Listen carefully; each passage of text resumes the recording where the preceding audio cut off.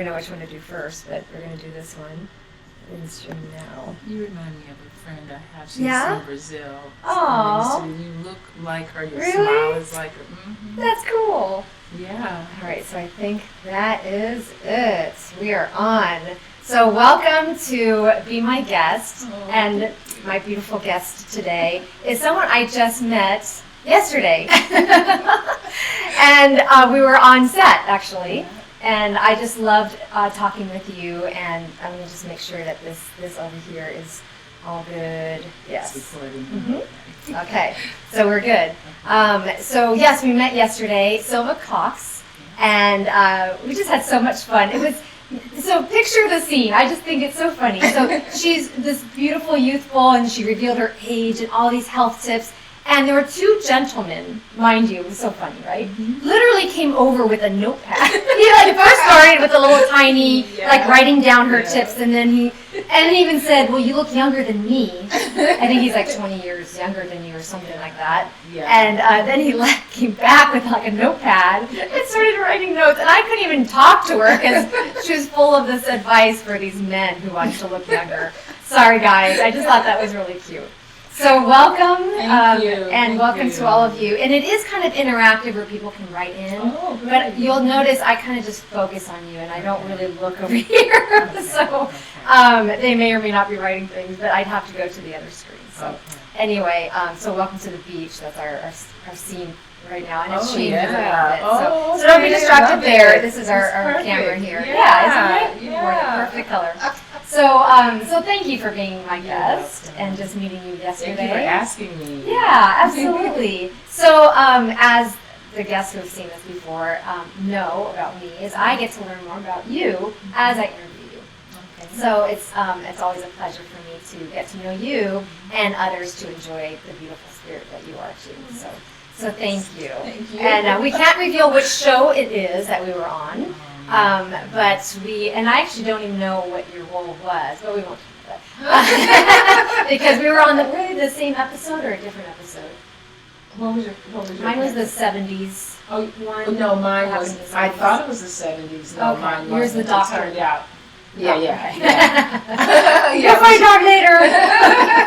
So our episodes are probably pretty close to each other because they said mine will come out in 3 weeks. Right. So probably about the same. Right. I always forget to look them up, but I might actually look it up and watch it. They also said that the episodes would, this season has already started on can I say that?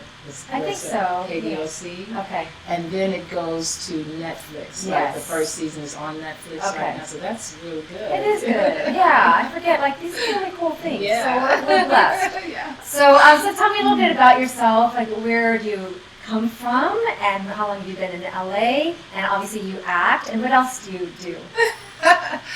Well, One small question. Well, I'm originally, I was raised in Kentucky, Lexington, and I come from a family. My father was a singer, and I'm the oldest of 7 girls. Wow, cool. So was it?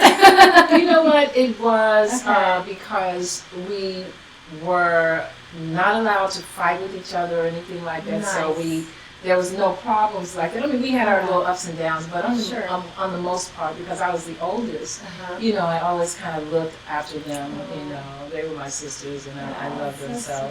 Were they pretty close in age? Absolutely. Yeah. Wow. The first 3 were the first 3 years in a row, and then I think there was a year break, and then. And then a couple years break or something, and then 2 in a row, so it's like that. Yeah, we were close. And total again, how many? 7. 7, including you. Yeah. The perfect number. That's awesome. Yeah. So coming from a big family, what would you say was the best part of that or the hardest part? Well, we were all girls. I always wanted a brother. And I always wanted a big brother, that I felt would protect me and all this. And but I really had, I was the big sister. So if I had to change anything, I would have wanted a big brother, an older brother. And as far as the worst, we didn't have a lot of money, so But what it did for me, it made me a very creative person because, you know, I would get stuff. We went to thrift stores and things like that, and I would try to make whatever I got. I had an eye for things, and I could make it relevant to the time, or it would be so different that everybody would want it. Even to this day, I do that. You know, I'll get something at a thrift store, and I can make it into, you know, something that people are like, "Where'd you get that?" So, well, Ross, but it has my my added thing. Right, I embellished it a bit, but that it helped me to be a creative person, and I'm creative in a lot of ways. In what ways? Well, and I'm discovering as I get older more and more, but my father taught us to sing, you know, me and two of my sisters, and we used to travel with him and stuff. Yeah, and so, I mean, that's in one area, I'm creative in that area, but I started, like, as an adult, I found out that I could do full finishes, like I could take a brick wall or something and make it look like marble or whatever. I made, this is a celebrity, I made her dining room table from a door, and it looks like from a door. She wanted a dining room table that was like rectangular shape, but not as wide as a lot of the dining tables that are out. And I took a door, and then we took a base from an antique table that we found, and mounted it on the bottom, but the table itself looks like marble. Everyone that comes in her house, out of all the stuff, and she's very meticulous. She doesn't have just anything in her house, but it is the talk. You know, they don't even think that it's not marble. They think, you know, so that's one of the things. Yeah. You can't say who she is. Well, I mean, well, the thing is, she's a radio personality, and her name is Shirley Strawberry, and she works with Steve Harvey. She's like his right-hand person on the radio station. Cool. Yeah, and I like her name. Yeah, I know. She likes her name too. I like that name too. It just goes with her personality. She's really beautiful and really nice, and so yeah. Nice. So that's why you thought radio. So she came here and she said, "I'm gonna be on camera." I said, "Yeah, did I mention that part?" So you're used to radio. Yeah. Well, you know, I don't know. I didn't really. I thought, no. You look great. I'm glad I didn't think, "Oh no, I came in scrubs or something." So good. It worked out. You know, when you're in a certain rhythm with the all there is, things just work out. They absolutely do. You have to have that attitude. Yeah. It's hard when things don't quite go. Oh, a doggy. The dog at the beach here. Pardon me. Okay, that should work. That's Misty. She likes to be known as well. I love her. She's beautiful. But anyway, I started making jewelry, and I'm like looking at myself right now. I have on nothing that I made. Your earrings, no? No, I actually bought these from a lady that made them, and they're shells, and I just, you know, I like to support and stuff. Can I touch them? They're like blue. Yeah, there's some kind of shell. I think they're very cool, and they're lightweight. So yeah, very light. Ears. Very nice. Yeah. Yeah, next time we'll have you on, you can wear like all your things and say, "See, don't you want to buy one of these?" And I have them in the car too, and I meant to change these. These I had them on yesterday. I can remember. Yeah, I had these on to go with the dress I had on, and I put them on this morning because they were nearby, and I had my little jewelry bag with me, and I said I'm gonna change, but I forgot. Oh, no worries. Do you have a website that has your You know, I stuff? don't have a website, and that's what everyone always said, because I make them just as a hobby. And like the other day, I went to the gas station, and a girl saw a pair of earrings I had on. They were turquoise, and she's like, "Oh, I love your earrings." I said, "Well, I made them." Well, could you make me some? That's how I've sold them. So that that's way. the best way. Yeah, so that's kind of a meant to be whoever you meet along the way. Right. So very cool. Yeah, that's how I've sold the pairs that I. So they'll see me with them, and they're like, "Oh, I want those for my mother. I want those," you know. So Oh, that's nice. So you have to make sure you get out and about everywhere. Yeah. If that's the way you sell them. Exactly. But so you know that, and then the acting thing, creative, and. How long have you been doing that? Well, I started in the. Wow. I started taking little lessons that were acting and singing lessons like in the 70s. Okay. And then in the 90s, I started going to, gosh, now the lady's name just failed me. It's a school here in LA. Okay. And it was like, a full curriculum acting school at, what was it, Esther? That's okay. I will think of her in a minute. I'm so sorry. She'll leave here and go, oh yeah, it's Yeah, exactly. I'm in the car on the freeway. Harmon. Her last name is Harmon, but anyway, there you go. She was like this famous teacher, like at, like I guess in the 50s and so. She taught a lot of really famous people, and the school was structured very well. So I studied there. That's so horrible that I don't. Oh, that's okay. Anyway. Trust me, I forget things 2 hours ago. So. Estelle Harmon. Oh, you got it. Very Yes. good. That's a Estelle tougher Harmon. name. Yeah. I can see how that would be hard to Yeah. remember. But yeah, I went there and it was really great. And then I, after a while, I started having severe neck problems, like really tight neck, so I would get a lot of massage. And sometimes they would be great, and sometimes I'd walk out the same way. So I decided to go to massage school Oh.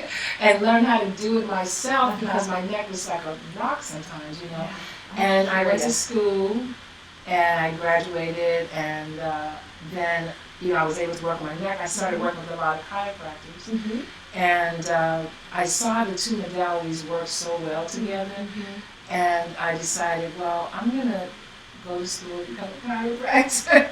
Wow, So I love did it. Okay. One thing leads to another, and we don't know until we get there, right? Yeah, exactly. Cool.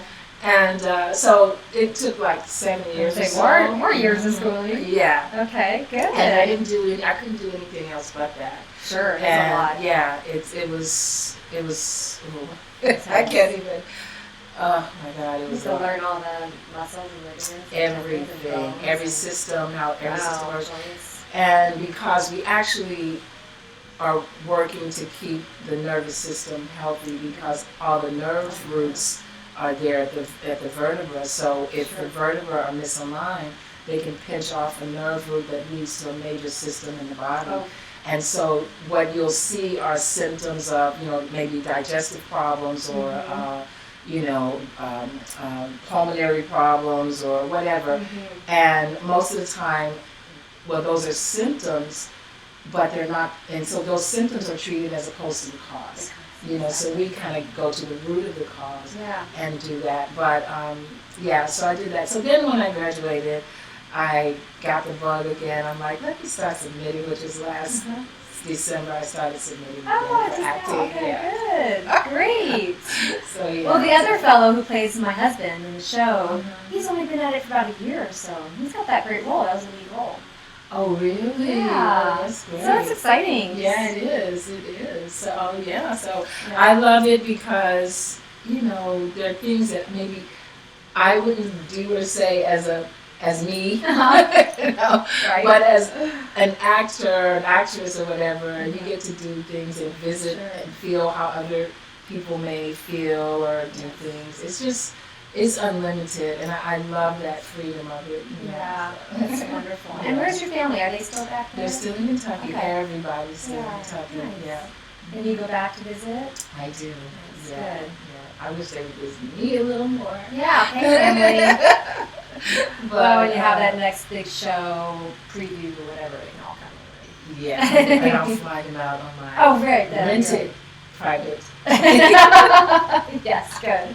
But anyway, So you're enjoying the acting. I am. And, I've always wanted, I remember as a young girl looking at the map, looking and staring at California. I always wanted to be in California.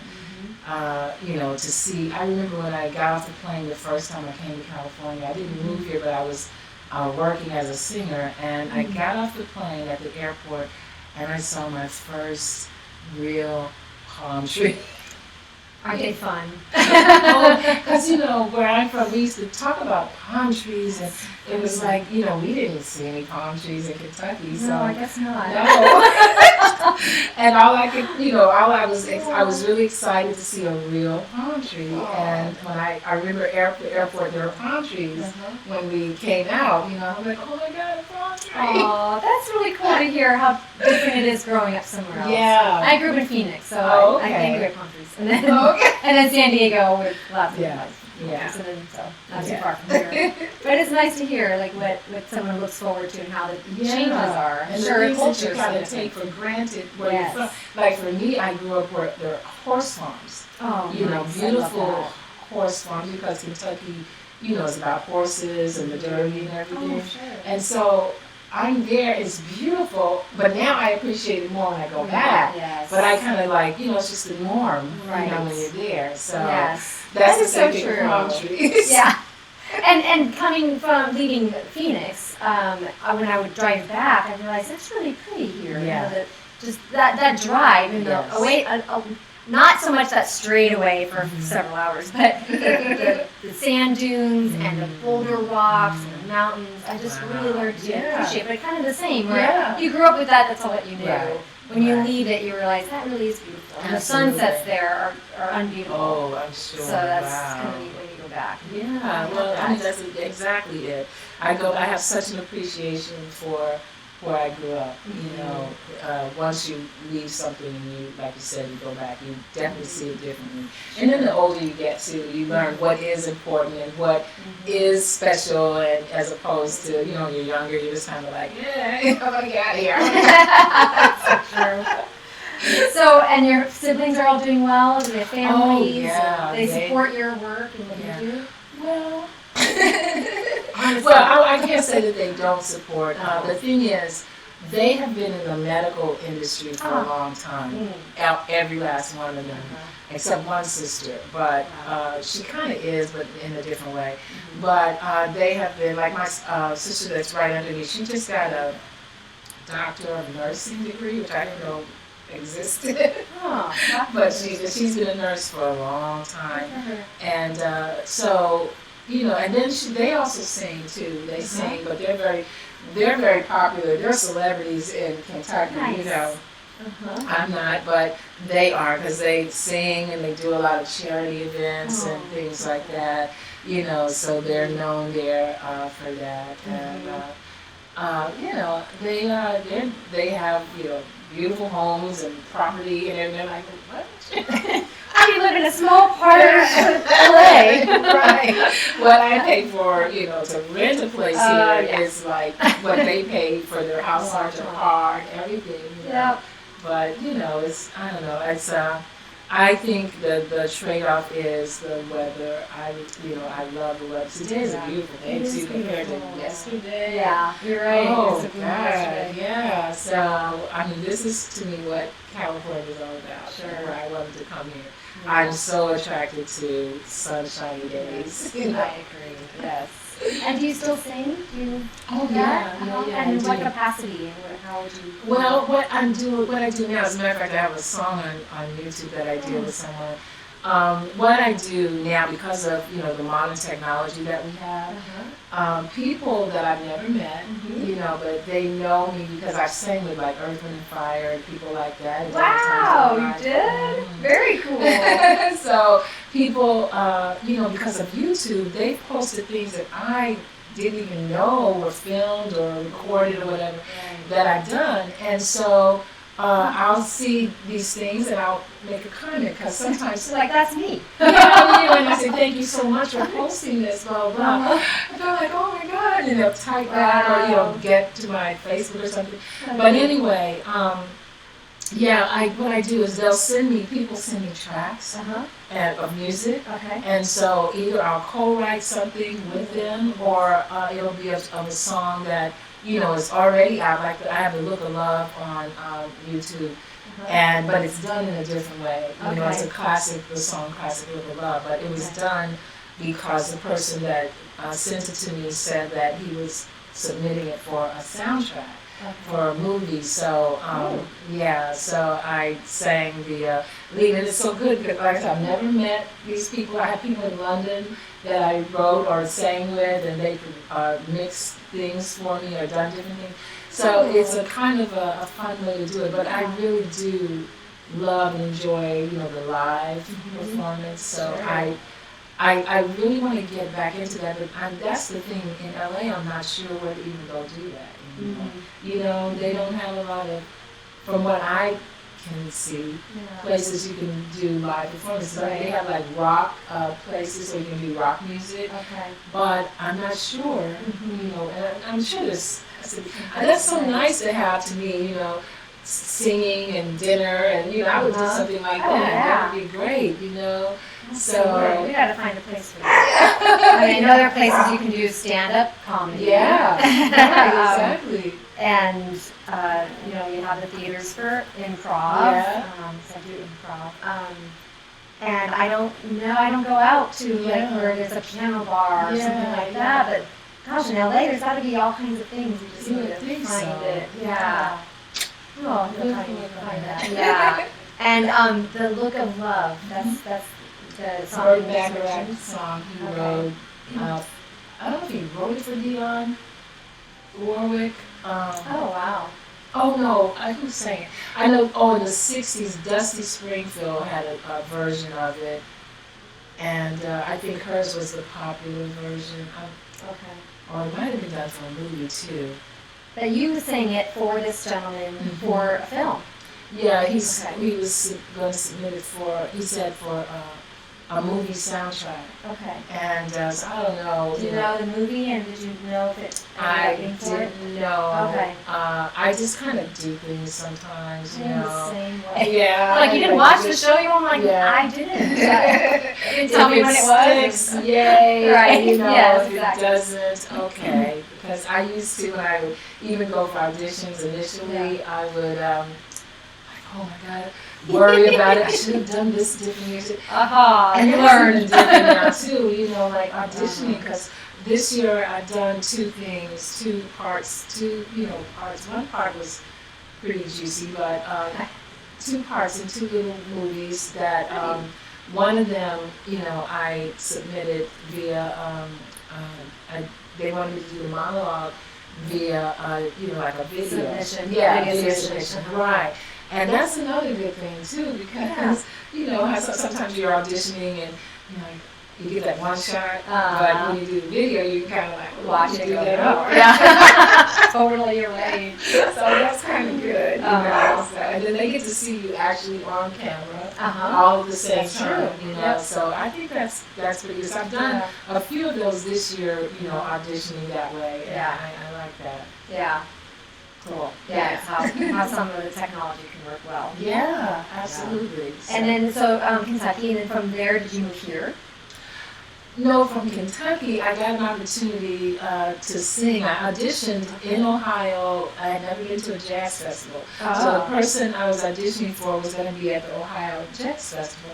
Cool. So my boyfriend at the time and I drove to Ohio, and you stayed. No. No. I'm not going to finish your sentences like yesterday. She was telling a story, not even a story, I don't remember what it was, but I kept interjecting. I mean, she was right on. She was right on, because everything I was about to say, or she asked me the question, or she had the answer, and it was amazing because it was right on. It was so everybody funny. noticed it. As I was noticing it, but I wasn't. I was just continuing on. But everybody started. I didn't even realize I was doing that until you stopped and you just answered my question. You just answered the question you asked me. You were so sweet about it. So can you let me talk? I thought it was amazing because that just shows how in sync we are. Yeah, absolutely. And intuitive and all that. I believe in all that. I love that. It's fun. So it's great. Yeah. But what was I? Oh, Ohio. So I went to Ohio and I auditioned for this man who was a well-known drummer. He played with everybody from rock groups to R&B groups. I didn't know him because, again, I'm from Kentucky. Right. But he was playing with this man who was a famous musician at the time named Roy Ayers. And he was drumming. He was guest drumming with him. So they were going to be at this jazz festival. The way I was hooked up with them is I had sang with a local band in Kentucky. The keyboard player had moved to New York, and he was working for this drummer. And he told him about me. Cool. And so he set up the audition. And after I auditioned, the man said, well, I'm going to send for you in a few weeks. Send for you. Yeah. And I was like, yay, so weeks passed, and he sent me a one-way ticket to New York. I had $41 in my pocket. Oh my. I had never been on a plane before. Oh. And I was Challenge. 20 years old. Oh. Or 20 years old, yeah. Wow. But You I was was young. Yes. I was not, but had I had time to think about that, because it just hit me in my later years, wait, you had $41, you moved to New York, and you had a one-way ticket, I would have been like, oh no, I'm Right. Is it safe? Yeah, exactly. How am I going to get, but in my mind, I thought every place was like Kentucky. Mm. So when I got to New York, I just thought everything was sure. And then I was on a plane, instead of being afraid, I was excited. Oh, good. Because I had never flown before, Cool. so I was excited. Yeah. So all that worked for me, Yes. I was not, Yes. I didn't feel any anxiety, I didn't feel anything, it all worked for me. Yeah. My mother wasn't happy.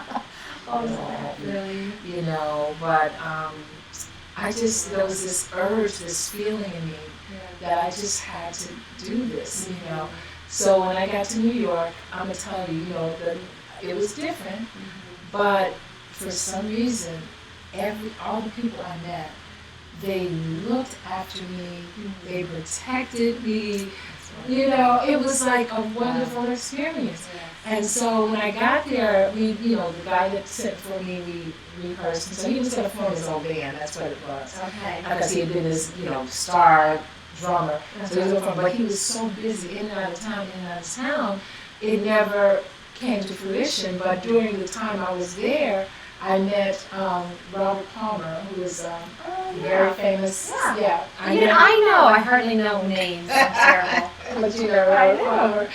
And I used to hang out with him and his band. Well, what it was, when the guy that arranged for me to audition for the drummer had played with Robert Palmer on a tour. Okay. And he had come through Atlanta. So me and my boyfriend drove all the way to Atlanta to see them and meet them. Cool. And I met the whole band at that point, and Robert. And then went back to Kentucky, and again, not even having that. That's before the audition and everything that he set up for me. This is like just, to go and hope that maybe And so when I got to New York, I started running into some of the band members, and they invited me to hang out with them and Robert, because Robert was getting ready to go on tour. And he had 2 singers already, and Robert really liked me and his wife. They were really nice. I stayed at their house, everything. And so one night, I got a call really late. Now, he had already left to go on the road, but it was like a week into the tour, I get a call from Robert. And he says with his little accent, can you join me? He said, I want you to be in my band, because I had already auditioned for the keyboard player. One that just took, it was amazing. And he said, I said, well, when? He said, tomorrow. Back to back. And it was in Ohio. Oh. And obviously, Really? Yeah. So I got there that day. I had to learn 15 songs that day and go on stage the next night. Oh. And I did it. I did it. One night, 15 songs, and you wanted some sleep too. Well, see, when you're young like that, You don't need sleep. Okay. You're So we're 10 hours so there. too excited to Oh, I do it. bet. So that was my first real professional job. Was touring with Robert, and it was How absolutely cool wonderful. is that? Nice. And then from there, what was And next? then from there, once that tour was over, it was like December. It was Christmas time. I went home, and I bought Your my mom. mother. I brought you a gift. My mother and father. I bought them a color TV, because we had never had a color TV. We always had black and white. And You were a working girl. Yes, You had money. so I had no money. And you know what? I lived, the time we were on the road, I didn't know the difference. It was a per diem you got every week, right? Well, I thought that was my pay. So I never asked for my check or pay or whatever. I just lived on the per diem because I thought that was my pay. And at the end of the tour, I had all this money. Oh my God. I know, 'cause I didn't, I was just excited to do it. So Anyways, Wow. I bought the TV, and I stayed there for a little while. And in the meantime, a friend of mine in New York, because when I was with the drummer that sent for me, I was staying at hotels. So now I have to find a place to stay because I'm not with that drummer. And he found me a little apartment in Manhattan. It was great. It was perfect. And I was there, and I had, like, when I went back, I had 1 month's rent left. 1 month's rent, and I got a phone call one night from another musician friend that I had met, and he's like, Roy Ayers is looking for a singer.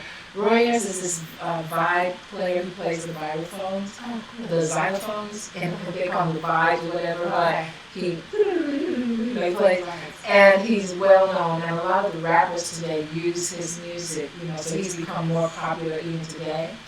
And he had me sing over the phone. Then he had me to learn some of his music, and I had to go to his house and actually audition, and I got the job. Nice. So it was from touring with him that he's originally from LA. He wanted to move back to LA, and he wanted the people in the band to move back to. I had no problem with that. Yeah. I wanted to move back to LA. Yeah, so that's how I got to LA. Okay, Yeah. what a great story! Oh, I love it. That's why I'm like, I want to know your story, but let's save it until everyone else can hear your story too. Because that's so wonderful. Yeah, it was. And so then, how long here then in LA? Since then? Oh my God, since then Okay. I've lived here. Because now his wife is the reason that I'm vegetarian. Oh yeah. Yeah, because when he wanted us to move here, I had to live with them for a little while because I had to find a place, and I didn't drive, and I was 21 then, and I didn't drive. So I stayed with them, and they lived in Woodland Hills. They had bought a brand new house in Woodland Hills. And the only food she would cook is vegetarian food. Yeah, so what you got? that's right. But it was good, Sure. So I learned to love it, and So since then, being vegetarian. No Yeah. wonder you're so healthy. Well. Sorry, meat eating folks. We'll have another session. Unless actually you want to share about that, but we did know that about us. I'm a pescatarian. She's vegetarian. Exactly. So and yeah, you were giving some good thoughts on something that you added because of the protein. I remember you were saying yesterday. Yes, right. Brags of the because it is protein, but because sometimes in the rushing around, you don't always. I like to have protein first thing in the morning too. So I'll We need add it, right? Yeah, absolutely. So I add a little bit of protein in my little concoction that I drink every morning. But And so you just have that drink in the morning. That's it. first thing in the morning I do. But what it does, it kind of energizes you. It's like. It's like what people do sometimes. They drink their coffee and the first thing in the morning to get them I'm started. anti-caffeine. Are you anti-caffeine? I Thank you. don't drink coffee. I never win this argument with people. It'll be like cyclist friends. I'm like, caffeine's a drug. It's not good for you. I'm so annoying, I'm sure. I mean, a little bit or in moderation. Yeah, But when people have to have it every day, I'm like, guys. Before they can even talk to you, they're Yeah, grumpy. It's right. like, that's addiction. That's Addiction, drug goes together. And why do we have to be apologetic? It's like, we don't feel bad, like, sorry, cocaine. But marijuana, if you're really concerned with that one. Sorry, that's a drug too. Don't get me started on that stuff. It's so annoying. I used to smell cigarette smoke and go, I feel for people that actually do say prayers because I know that's one of the hardest things to break. But then, like, everywhere we go to in LA, I'm like smoking marijuana. I'm like, folks, just focus. Just stop the silliness. Well, it's that I think a lot of times with all that people go through, but they don't, if they realize they could even fix that too. But with all that they go through, they're looking for sometimes to be numbed or sometimes that ecstasy kind of feeling. But you can actually accomplish that, other ways. Yeah, and it's beyond, anything that you could externally put into your body. Yes. I try not to, I just let people do what they do. I think my only job here is to be the best I can be. Yeah, I should sit there. Like, did I ask you about caffeine? No. Luckily, they don't say that to me. They're gracious. I'm like, I'm surprised you stole my friend. No, but yeah, I drink that drink, and it's not for. And I just drink it because it's healthy. It gets rid of inflammation in the body, it lowers blood pressure. I like that you said that. And lowers cholesterol. It's potassium because it's from apples that they make it, and it like if you have arthritis, because a lot of times with osteoarthritis, that's or rheumatoid arthritis, because it's like a lot of inflammation sometimes gets in the joints, and people that drink that consistently, they don't have to deal with that pain like that. And I know that I just recently started working out again. Oh, good for you. And usually, when you just start working out, I don't cheat, I really work out. Good. I have not experienced the soreness that I used to experience, all the lactic acid that gets in the sore joints. yesterday, the last couple of days that I've been doing this. I will not be, because I'm good about going to the gym like a couple of days a week. I like to lift weights. Well, you look like you work out. Oh, thanks. But then I'll go like a week and a half, maybe. I think I missed 2 weeks not going to the gym. Okay. But I still cycle, a couple times a week. 2 times a week, and I'm doing, a hike or other stuff. But I miss going to the gym. So when I go, I'm like, okay, I'm sore like for 2 days after, because if I keep the routine going, it's good, I'm fine. But then your muscles are like, relax. I'm like, oh, you used us again. So then I've been sore less. Well, I just find that surprised me, because I'm like, I'm working really hard, and I know that I can get sore, But I'm like, wow, this has been like a few weeks now. So, then when I started, and I haven't felt the soreness. That's amazing. Yeah, it is. That's really good. But the drink you've been doing for how long? Oh, Long time. Consistently. I've been drinking that drink, I don't know, probably like at least 10 years. Okay. But consistently like I do now, I would say a couple of years that I drink it every single day. Because before I would drink it once in the morning. I sip on it all day, really. And I sip on it all day. I just make up some in a bottle, and I just kind of drink on it all day, especially right now because it gets rid of belly fat too. And you can drink it first thing in the morning, and last thing at night. You wake up in the morning, you will see a difference in your stomach. It just, it really helps a lot tremendously. So instead of eating my cheese at night, I should probably have this drink. Cheese is the worst. One of the things I've been doing is such an easy snack. It is. And I have cheese, and I just, little piece. Cheese is the hardest thing, because I'm going to tell you, being vegetarian, right? if there is pizza around, vegetable pizza, and it may not be vegetarian cheese, but I will have a piece of that. Yes. It's because I just, but that's kind of the only time I'll eat cheese. Cheese is the hardest thing to get away. That's the only time you have it. I keep going back and forth, should I keep it up or not? And then I'll see something that's like, the goat cheese. Oh, that's good for you, And then I'll get the mozzarella. I kind of change it around. Now I have this one that's a soft, circle. I don't know. I just love cheese. But it's not good. Is it not good? Dairy, I just, it can, it binds you, kind of, like when you try to have consistent bowel movements, it can bind your system, and that one can be kind of painful trying to have, bowel movements. And then it causes inflammation in the body, dairy, anything, yogurt, all that stuff, So kefir. If it's dairy, full-on dairy. I'm happy about kefir. It's like a little luxury drink. Well, and it has antioxidants and enzymes. Well, maybe I think a better choice, with the cheese and the kefir and all that. If you got it from maybe dairy cows that were not shot with antibiotics and things like that. So because that's getting in their system, and of course into our system, and the steroids and all that stuff. And I think honestly, the theory, babies are born so much bigger these days. I don't know, I've just noticed it seems that they're born bigger, and they mature faster. No, I knew that from years ago. That's happening. That the girls are developing quicker because of meat eating and the hormones that are in our foods now. Right. It wasn't like this 20, 30 That's right. years ago. I think I read something about girls on average now are starting their menstrual cycles at 9 years old or something. Wow, Yeah, I it read should be something 13. about that. Yeah. Oh, So, no. I think when I was in school at that time, we got some information about that. Wow. 9 years old. Yeah. Gosh. Yes. That's a problem with our food. Yeah. And that was one of the main reasons I became vegetarian. Like, I don't want to figure out the organic because I don't know enough.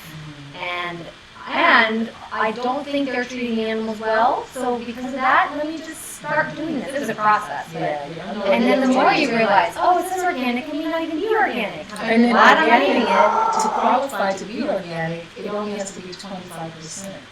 Wow. Yeah. So that to qualify to stamp it organic, Yeah. you know. So it's easier to just, I don't have to deal with that because I'm not eating it at all. And then more and more came out about the mistreatment of animals. That's not right. There's no excuse for that. Excellent movie. Which one called Earthlings? What is his, oh God, what is it? Phoenix. His last name is Phoenix. Oh, Joaquin Phoenix. Oh, I know it's like a narrating. It's narrating this whole. It's on YouTube. You can look it up on YouTube. It's called Earthlings, but it covers every aspect of how we use animals, from our clothing to no leather, no everything. Yeah, this movie just shows. So watch it. Everything. I will not watch it because I can't. I know. I understand. I can't. Yeah. I will be Even bawling like and they depressed have- for days. Yeah, they have the most popular kosher company in this movie, you know, and kosher meat, the animals shouldn't suffer or anything like that. But they had hidden cameras in this number one kosher plant, and the animals did suffer. I have seen just the starts of videos because I subscribe to a couple of animal protection things. And I'm like, okay, no, I can watch that. I can't even fathom the mind that hurts another individual, an animal, any of that. The violence is so. There's something wrong with that person. Yeah. That needs serious Yeah, attention. when they're a kid and they start hurting animals, they need Oh, to that's pay bad. attention. Yeah. Yeah. Absolutely. That's a good reminder. You start to see this. Like, let's prevent this kind of attitude, this violence. Starts from the very beginning. Yeah. There are signs, usually. You know. So, and actually, people who are watching are like, what is that drink? Because, we talked about it yesterday, so if you want to know, is it okay? Can you share what it is? Sure, absolutely. And people know about Bragg's apple cider vinegar all over the world, but I drink that mixed in water with a little lemon. Oh my God, the lemon juice just takes it somewhere else. So the basis of the drink is basically, the apple cider vinegar and Half and half or and the water. More water. No. Now, say for instance, if you had an 8-ounce glass of water, you could put in 2 tablespoons. Now, I like the taste of vinegar. Okay. Some people are like, but it doesn't bother me. So I can just pour what I know how to just pour and know it's okay. But like an 8-ounce glass, you put like 2 teaspoons or I would say 2 teaspoons to most people. Okay. And then When you become a pro, you can add you can do whatever you want. And then now that is the basic of your drink, the basis of your drink. You can add ginger, little pieces of ginger. You can add a little mint. You can add cucumbers. You can like make this in advance. Put it in bottles in the refrigerator. Like you do with water. Yeah, absolutely. Get your bottles of water, and then put your vinegar in it, and then add stuff, whatever you want, and put it in the refrigerator. Because all It should this be is refrigerated.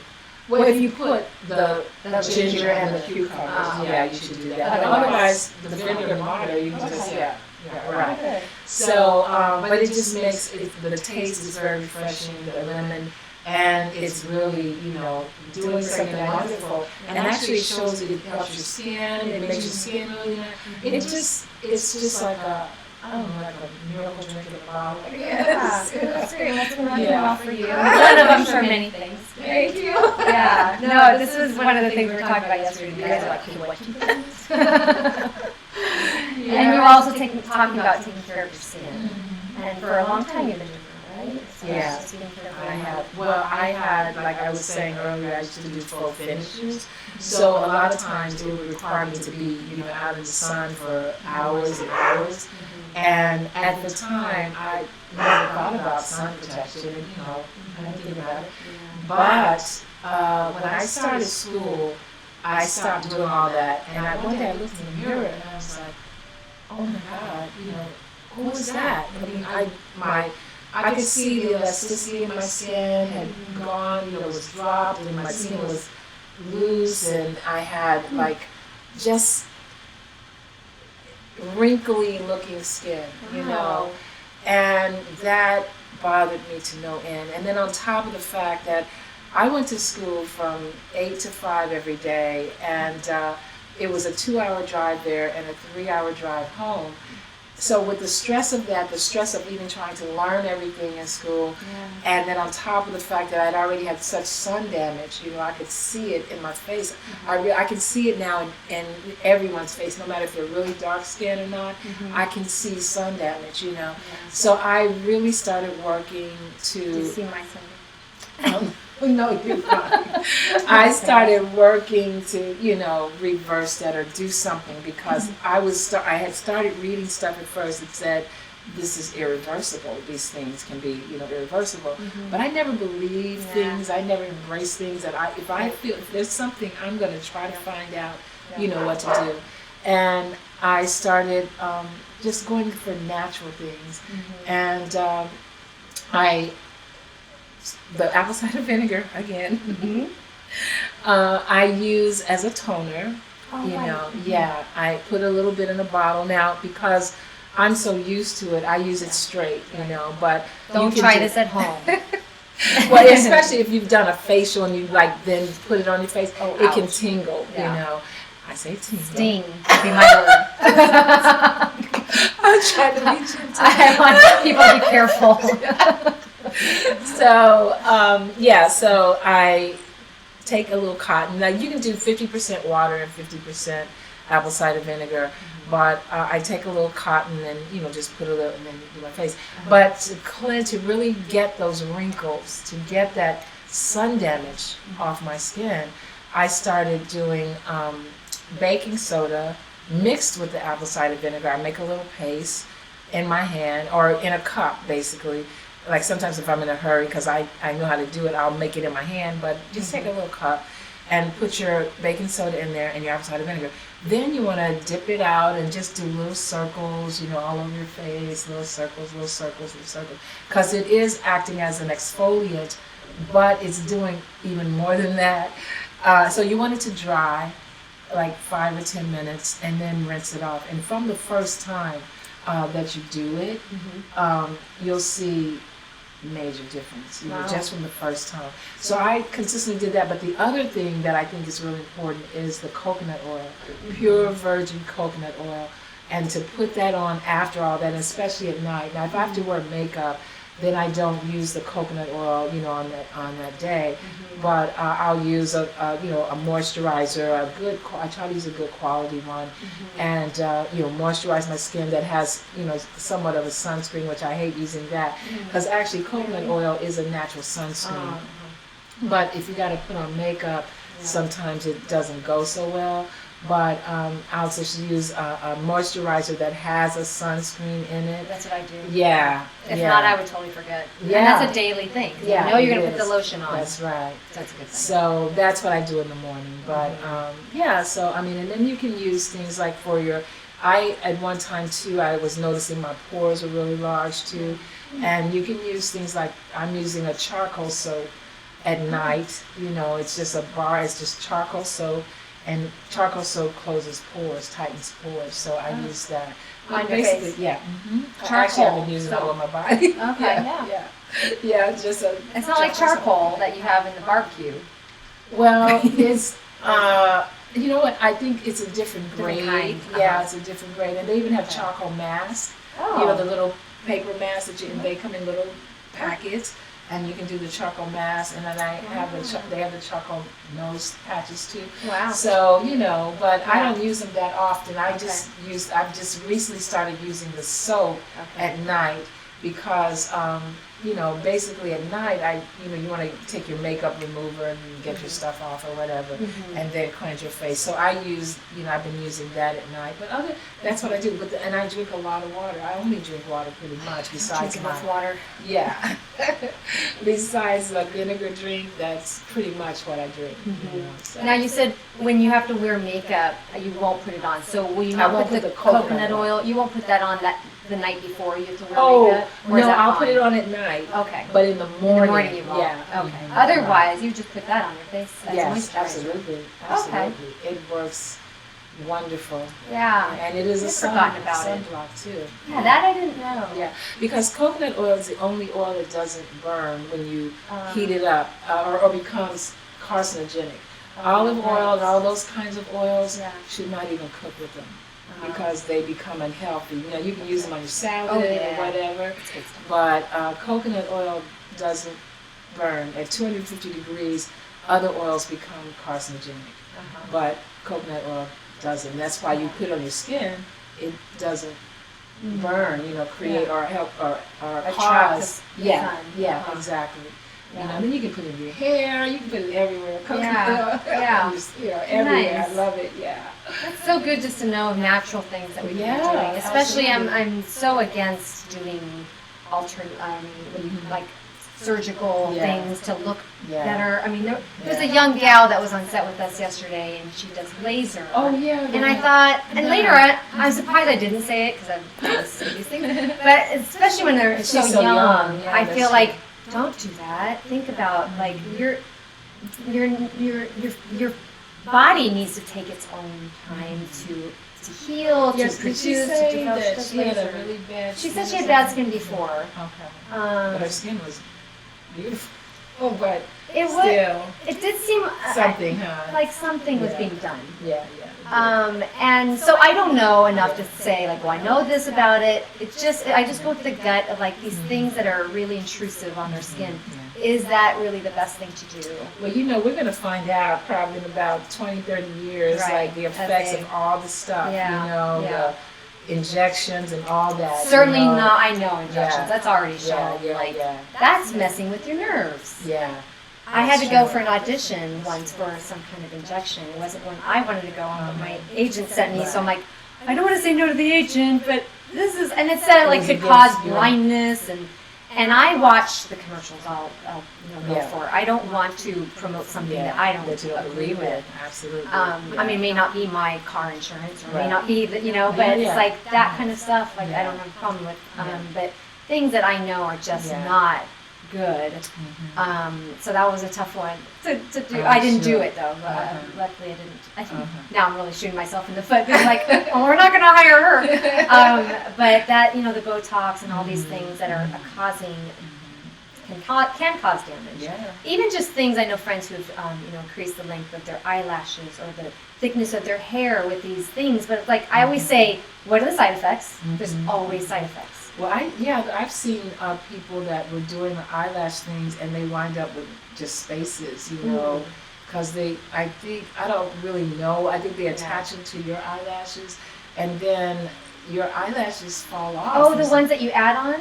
Yeah. Oh, that's what happens? Yeah, I know that. I know a friend, she was so blank here. She went back to get some more. They were like, they couldn't even put any because she didn't have any lashes to attach them to. Wow. So I don't know. I think they may have newer methods and ways to do it now. I'm not sure. Yeah. But I know that has been, in the beginning, that's how they would do it. They glue them to your lashes or something, and then they fall off. I think probably too the weight on your lashes would probably damage your, at the follicle or something, and it would just fall. I don't know. But I've only had fake eyelashes twice. Okay. I have to say I felt very luxurious. Yes. And the one was for a posting of a product, and the makeup artist put them on, and she said you can, you can make them last if you just don't wash the eyes or what have you. So if someone can make something last, say a couple of days, I can make it last a week. Okay. That's just my ability. So I kept them on. Yeah. And then it kind of got to the point where like I'm done like not knowing who my eyes are. Like they're pretty, but it's not really me. Mm-hmm. It was nice not having to do makeup all those days. Yeah, That part, yeah. I get why that's kind of nice. Yeah. But then I was like, yeah, back to me. And it made, I almost felt a little plain after that. Yeah, you can get So you can, to, I saw like, wow, I don't want to feel that way because I'm just a big advocate of how you're designed and created is out of love and perfection. And each person is beautiful. You know, just how many, and I love people watching because I'm like, wow, the amazing differences of just a face or hair. It's just so fun. And why change that, or why think it's not as attractive as something else? So because you become the same, you know. Yeah. I was looking at some. They had, I don't know, these are. Oh, there was an article that says these models became famous on Instagram, right? Oh. 10 models that became famous on Instagram. But when they showed each one, they all looked just alike. The same. Oh. You know, and some of them said, well, they had gone to the same doctor. And they really did. They really looked just alike, you know. It was like amazing. Again, I don't want to, you know, if anybody makes a choice, that's, you know, they make the choice about their lives. They do what they feel they need to do. Sure. But I don't know. I just think about it. Really think about it first, because, you know, even like with all the tattoos, you know, I'm like, how's it going to look later? As you get, like, they get to be my age. You know, and I have to say, I have one tattoo I got years and years ago. And, but I... What's the tattoo? Oh, good. You didn't see it yesterday? Okay. No, I didn't. Well, it's kind of right about here. Okay. It's just like my friend was visiting from Detroit, and we worked together, but she was visiting here because we were having a convention or something. And we had talked about getting a tattoo. And this was in the early 90s. Is that painful right there? It was painful. It was painful, the outline of it, you know. But see, now when I speak about it, I know from my own experience, you know. And I didn't. She got a big one with her daughter's name on it, but I was not going to do that. I got a little tiny one. It's about like this. But anyway, yeah, it was just a spare of the moment, no thought put in it. And I do try to cover it up as much as I can. I just wish I hadn't gotten it because. I know certain things you want to wear, and I don't want the big tattoos. I mean, it's not big, but still, I don't want the tattoos showing. You're like, oh, she's a tattoo girl. Yeah. Whatever that means. You know, but I mean, I look at the people, and I mean, some of the tattoos, I saw this real elaborate tattoo on this guy's forearm the other day, and it was like so detailed. It was beautiful. It's the most beautiful tattoo, really, I've ever seen. And, but I mean, he had them all, but it's like, but as we like get on the older, wall or something. Yeah, you know, and your skin changes and everything. It's like, you know, and you can't donate blood when you have tattoos. Is what I've heard. Yeah, probably. I mean, that means it's affecting your bloodstream. Well, they do test people. You know, they test them for HIV when they've had tattoos. Yeah, because I think it's a needle, you know, and so it can be passed around that way. Yeah. So yeah, you know, you have to be really careful. You know, where you get them, how you get them, or whatever. Right. But you know, not all of them are done in a safe and legal way. You know. So, right. You know. Yeah. So they do. I think maybe if that's the case, and that's why they, you know. You said you can't donate blood? I think so. Yeah, well, that's probably why. Right. Yeah. So what other health tips do you have other than those natural remedies? And how long have you been doing, so when you noticed those wrinkles and you're like, okay, I'm doing something about this, how long ago was that? And how drastic of an improvement has it been? Well, I can already say it's been a drastic improvement. I answered my question. Well, I have before pictures, actually. Wow. I have to show you those. Oh, yeah. But near the time I was kind of winding up in school was when it really like became a thing for me. Because now I'm saying I went back to school. Chiropractic. Yes, chiropractic school, I'm sorry. I went back to school and now I'm graduating and look at how I look, you know. I felt stressed but the way I looked just bothered. I didn't know who that was, you know. And I'm like, well, I just look really, you know, not myself. And so I would say, so this is 2017, I would say like in 2014, was when I really took notice and started working on reversing. So just 3 years. Oh yeah, because that's wonderful. yeah, and I was taking a trip home that year too. I hadn't been home in a while, and I just started working on myself. And that song, as a matter of fact, that I have on YouTube. Look of Love? Yeah, that was done in August of 2014. And that was when I was starting. Yeah, I mean, I was feeling good enough that I did that, you know, and it came out really good. I mean, as far as the way I felt about myself, getting myself back, you know, and I'm still, every day, it's a everyday, you know, process. But the other thing is you have to get enough sleep. You know, sleep is so important, and kick out some stress. And, and exercise. Exercise. That's my big thing. Oh my God, yeah, because I had been really laxed on that because of school. I just didn't feel like doing anything. It's just like, oh, I just want to sleep. And before that, I was working as a massage therapist with all these chiropractors, and I worked 7 days a week. They would have to give me the key to their offices because I would get requests. I worked as an independent contractor. And so people would request me.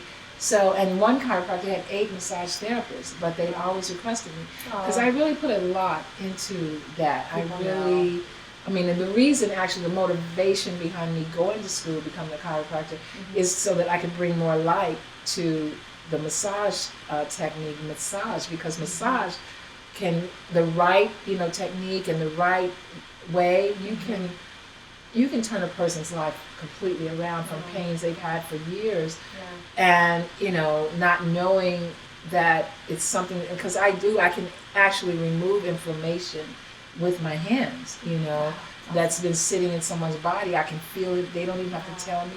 I can feel it. So when I was working with the doctors, you know, the doctor, I remember one doctor had given a lady who had been in an accident, told her to put heat on her neck every night. And when she would come, I would work all the inflammation out. She'd feel great. But then she'd come back, whatever her day was, again, and it would be built up again. I'm like, what are you doing? And she said, well, you know, he's telling her to eat. And I said, well, I don't want to, you know, go against what the doctor said. I said, but you might want to try ice. And so she decided to try ice one day, and totally different. But the thing is, what I recognize is that I have a title. I mean, if someone has a title, people tend to trust them a little more, you know. So I was like, let me go and, you know, become a chiropractor. Give me a title. And then put more, you know, light on the power and the healing properties of, you know, massage. So that was my, you know, motivation behind it. But so. It's like, I know what I'm saying, but if you need to see this, then I'll go get the schooling, you know, you can see that this is the right thing. Exactly. Then I could say this directly to them, and you know, because I have that title, maybe listen, I don't know. But and do you still do chiropractic and massage? Instead, you said instead? Do you still do chiropractic and massage? I will never not do massage. Really? A lot of chiropractors, because, you know, a lot of people don't know what chiropractors do. So if you tell them you're a chiropractor, they'll say, oh, massage, can I get a massage? Oh, really? Yeah, they think it's massage, you know. And chiropractors, on the most part, hate that, because they don't want to be thought of as massage therapists. And then MDs, you know, hate chiropractors, and it's just this crazy thing. But a lot of MDs are starting to work with chiropractors and massage therapists, which is really, really good. That is good. You know, so it's changing a little bit. You know. Well, I remember back in the day where it was like, oh, a chiropractor is going to pop and crack everything, and then is it going to be the right thing? If you have one bad experience, and you just think it's not that's the right. true. A lot of people, you know, and it happens every blue moon that something happens. But I think on the most part, if a chiropractor doesn't address soft tissue, which is, you know, the muscles, relaxing them, you know, because they're contracted, and if they're contracted and you do an adjustment on a tight muscle, and you're moving, you know, and adjusting the vertebra or something, that is not going to feel that comfortable, and it's not going to hold because the muscles weren't relaxed. The muscles are still as tight as they were before that adjustment. So that is the other advantage of, you know, knowing massage too, is to you know, get in there be able to relax those muscles so that that adjustment does last, and it's comfortable for the patient. What a perfect combination! I get it. It is. Yeah. That makes sense. Yeah. So I go every 4 months to get a massage. I feel like I need it every day. But I went yesterday, and I go to Thai massage. There's one right by me, and a couple different gals I've had are very good, and I like the combination of the stretching. I'm just like, oh my god, I'm gonna pull my arms out of it, and the deep tissue. I mean, they're like walking on you and elbow, and I'm like, get it out, good, just get it out. And I pray through the whole thing, but I feel like it's really good. It's because it's just you get to the point, especially for me, probably a lot of people, it really is where most people carry their stress at their back. There. Absolutely. Well, she was on my back. She's like, this is really tight. I'm like, I know, I hear it every time. And then she did something different. She's like, this is just not good for you. And I'm like, I know. What's not then good? To have such a tight back. Okay. And I think she just felt like, okay, we got 5 more minutes. I can't get this out. Yeah. But then she did like my stomach. And she, she's like, it's going to hurt. It's going to help. I'm like, do whatever you need to do. And so she went to the stomach for whatever. that's supposed to help the back. Your back. Does that sound right? Well, I don't know, because that's a Thai method. See, I don't do the elbows. Okay. I don't do that. I can go in at a 90-degree angle on the muscle belly, and that muscle will just do this, as opposed to me forcing it with my elbow. Because you can actually bruise muscles that way. And so I, again, through studying different techniques, one of the techniques I love is called myofascial release. And that's, when that muscle will just open up. It invites you in, basically, as opposed to resisting you. So I don't try to go in a muscle and while it's resisting. I don't do that. But you will definitely feel, like I remember working with one chiropractor, and he had sent a patient in for me to massage. The patient jumped up off the table. It was a man. He said, he did this. You just did what I've been coming here for 5 years. You just fixed what I've been coming here for 5 years for. And that's what I'm saying. It doesn't matter how long something's been going on. If you do the right technique. He felt it happen? Oh yeah, he had I think he had a trigger point that had been there, and the chiropractor maybe was adjusting him, but that muscle wasn't really getting, and even if a massage therapist had been working on it, they weren't getting in there. So, but my technique, I was able, and I didn't know that before he laid down. I just know, like I said, they don't even have to tell me. I can go in and find things.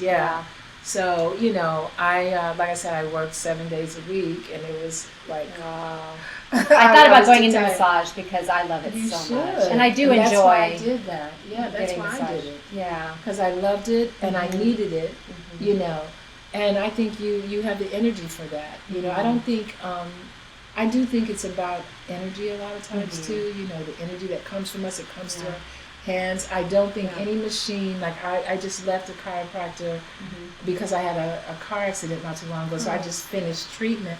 But he never touched me with his hands. He did those machines to massage. Like the ultrasound. Well, he did the E-stem. Like he put the electrodes on you. Yes, I had that on my back. And I mean, those help to a point. But the energy that comes from your hands is what really, the energy on energy. To me, I've seen it move mountains. I had a girl that her father had been a policeman for like ever, and then he started having severe back problems. And he had, I think at the time I started working on him, 3 major back surgeries, where the first couple of ones they put in, metal in his back. The last one he'd had 6 months before I met him, they had put in 17 titanium bolts. They changed out the old hardware and put in the bionic man. So I didn't know all this, but his daughter had been a patient of mine for a while, and he was in physical therapy. He was doing everything. When he came to me, he said, I got the surgery 6 months ago, but I've been popping Vicodin like candy ever since, because he said I could not sleep at all at night. When I touched this man's back, I promise you, it was as hard as this table. It was unreal. And I've touched a lot of backs, but it was the hardest I've ever felt. But in my mind and the way I view things, what I was feeling was inflammation just sitting in there. that whenever you cut yourself or hurt yourself, the body sends inflammation to that spot, and it's its way of protecting you. But if that inflammation isn't stopped, it'll just keep coming and sit in there and cause tremendous pain.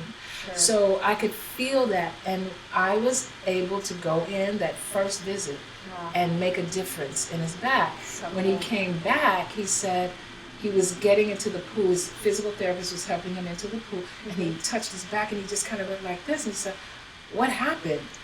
And because his back was so soft, that man, by the time we finished, he was going hiking with his wife. He was going dancing. He said, I haven't been able to do this in years. Wow. And he was able to do those things, you know. So that was, I've had many testimonies like that, you know, and it makes me so happy. Absolutely. Because I love that work. I love seeing the result of it and how people, you see their whole faces change, you know. Because a lot of times, going back to our face and our, keeping it, firm and everything, and keeping it from sagging. A lot of people don't know that the pec muscles right here, if they're tight, they pull all this downward. Oh. So you want to keep these relaxed. I'm gonna massage. Make sure your pec muscles are tight because it's tight and it's going to cause everything's connected. Yeah, everything is connected. Absolutely. So anyway. What you describe is the joy and satisfaction of that. You remind me how much, and I've been praying about this, I do healing prayer. Okay. And I did that a lot in San Diego, and I just haven't had, I did it actually with the broadcasting company that I worked with. I would pray with people online.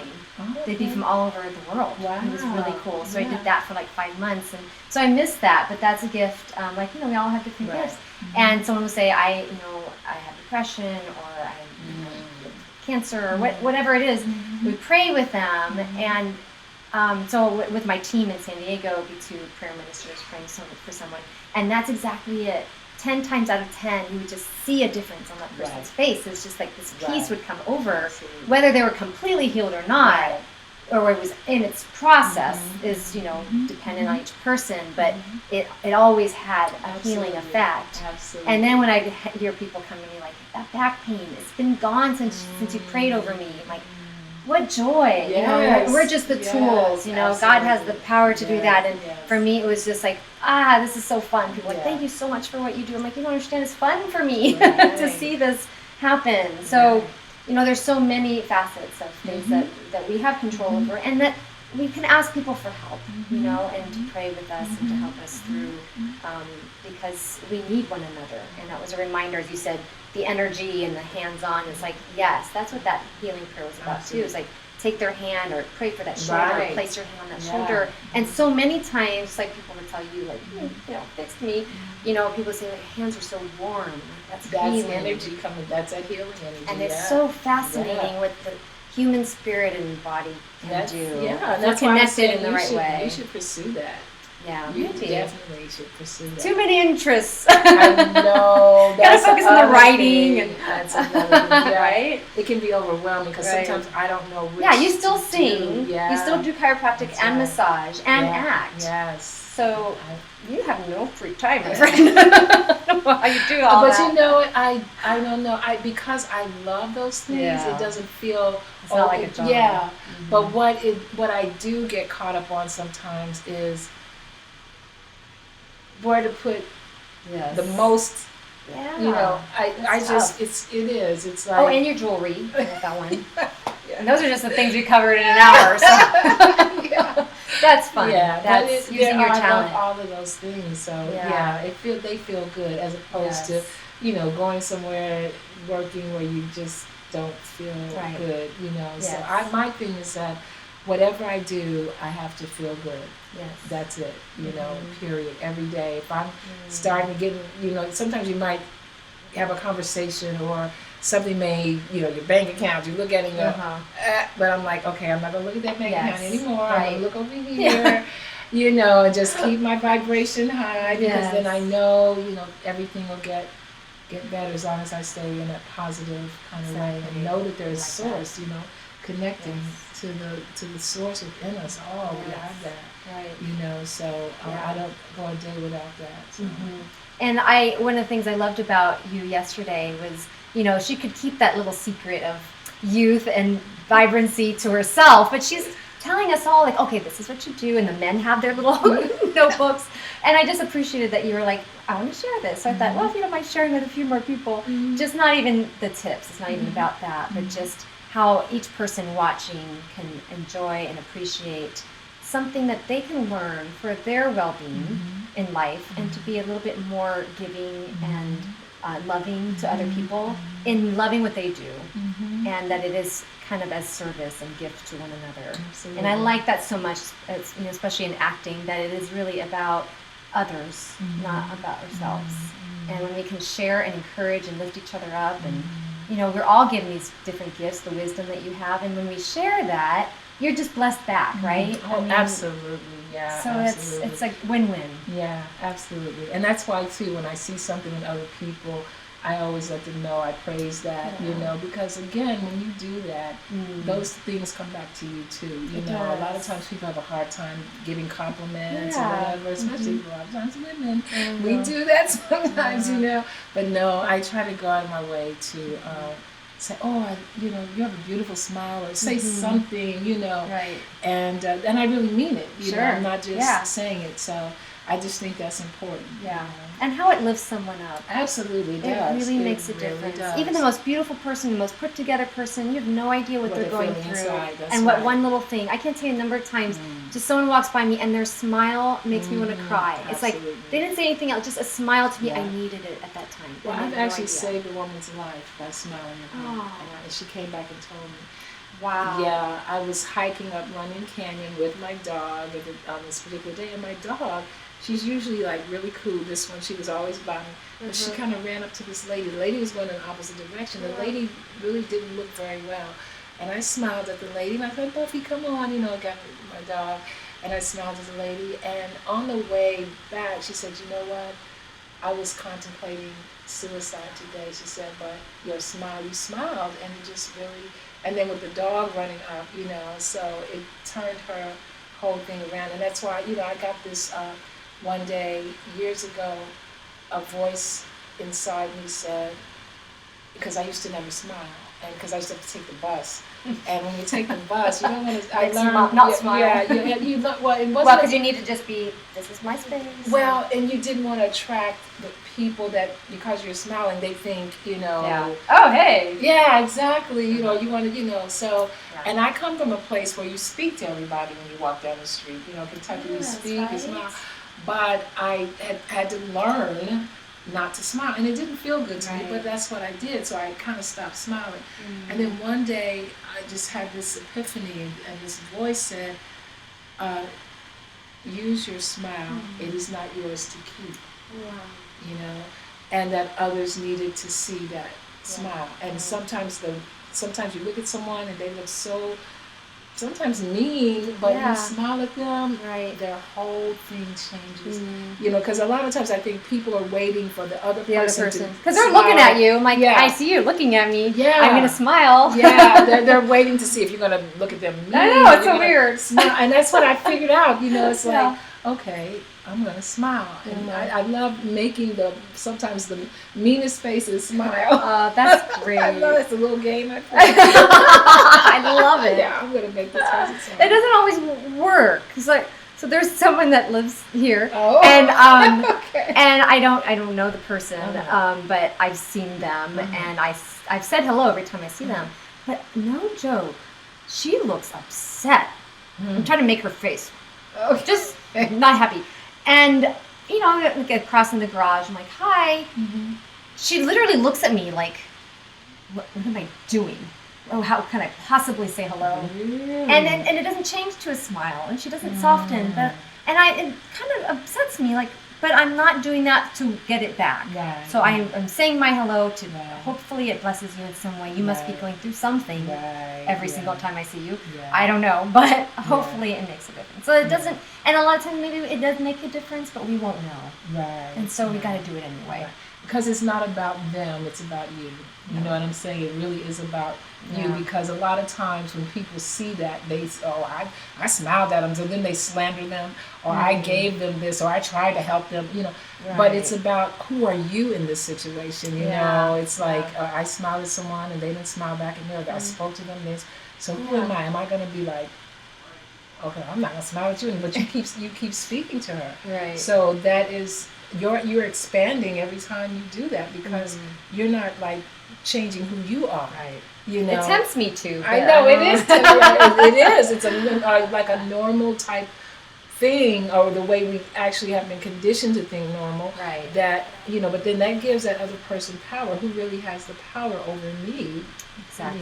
You know. Exactly. So that's really good, because I don't know if I would be so great at you know, you speak to her every time. Well, and I have to say too, I have in my lifetime known a couple of people who are just really nice, you know, and you might feel like you can correct them or say something, you know, just not in the softest voice, just because they're just that nice of a person. And then there are times when I have been that nice person who doesn't say something back when someone responds to me in a rude way. And it's made me realize back then that super nice person, it probably hurt them. You just think, oh, nothing affects them. You know, I can talk to them in this way or do that. Not that I was mistreating them, but just in the smallest ways. How do we talk to people, our family members, even friends? You know, when I have this particular friend say something to me, I'm like, ooh, that was kind of rude, but I'm not going to correct that. I'm just not. And I don't know that they understand that offends, that hurts. Well, I had kind of went through something like that in talking to someone last night. But my thing is, it's like, okay, I try never to put myself in a position that I'm tolerating something. Because, you know, if someone is consistently rude or consistent, I do this example of, if I'm walking down the street and the person next to me is swinging their arms, and they're swinging their arms, and that's fine, they can swing their arms to heaven. But if every time they come back, they're hitting me, and I'm not saying anything. So, and they keep hitting me, and I'm not saying anything, but little by little it's building up. So I never tolerate anything. I try to practice the law of allowing. I'm allowing you to be you, but I also have to allow me to be me. So if you're hitting me, I'm going to say, you know what, excuse me, your arms are hitting me, come back. Could you not do that, you know? And so that I'm not building up this negativity, because a lot of times what happens when you don't say anything, by the time you do say anything, now the person didn't even hit you with their arm, they just maybe ask you a question, you go, you know, because all this is built up, you know. And so for my sake, again, it's always about you, even though you think it's about someone else, but it really comes back to you. So I will say, last night I was saying this to someone, you know, because I felt the other few days ago he spoke to me kind of strangely, and I said, well, I have to say something, because I don't like to keep it inside, and you know, and he understood, you know, because I said, and it's the way that you say things, you know, that people can hear them or they just walk them out. So I really That's good. Work on that, because I think before, you know, when you're younger, you grew in relationships, you know, because you didn't know how to say, I don't like that, or what you're doing to me is kind of rude. And even as adults, I have a hard time saying, like, I didn't like that. And some people are more intimidating than others. But it's like, that's why it happens, because we should fear nothing. It's so true. We should fear nothing. And again, if you're coming from your heart, they're going to feel that, regardless of how hard they are, or how they may appear to be uncaring or whatever. But as long as I'm coming from my heart, I know it's going to be heard, whether they hear it today or they may hear it down the line and come back to me and say, you know what, that day when you said that to me, you were right, and I really was just in a bad mood or whatever. I mean, that has happened so many times.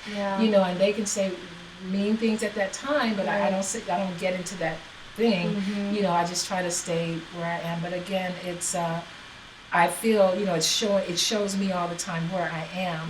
So when it repeats again somewhere down the line, something for I get us to to look see, have I grown, you know? So it's an life is interesting. It is. It's really interesting. There was a situation recently with a friend who in an unfair way, was upset with me, and later they said they were in a bad mood, what have you. But it was so intense and so hurtful that I cried. When I got to my destination, I said, I need a hug, and my friend hugged me, and I just was bawling. I'm like, that really affected me. And so then later this person said, hey, I'm sorry about that, but I thought, first of all, do I believe you, and do I just accept it? Because the way I grew up, like, you do need to forgive people. At the same time, I had to say what you were saying was untrue and was really mean. That's all I said. And I don't know that they liked it very much, but it was true. And then he said it a second time. Look, I'm sorry. And I had to say, I'm like, this is the last I said. But I said, you have to build my trust up again. When you ride with me, don't play games. And, I said it, if he likes it or not, like, I had to say that. But you spoke your truth. I did. Yeah, and then I said, hey, thank you for that apology. Because that made all the difference. I don't know that we would be able to speak. Even that's my negative part of not just being able to forgive without someone asking for forgiveness. But that asking for forgiveness makes a big difference. And then also what I've learned too is to,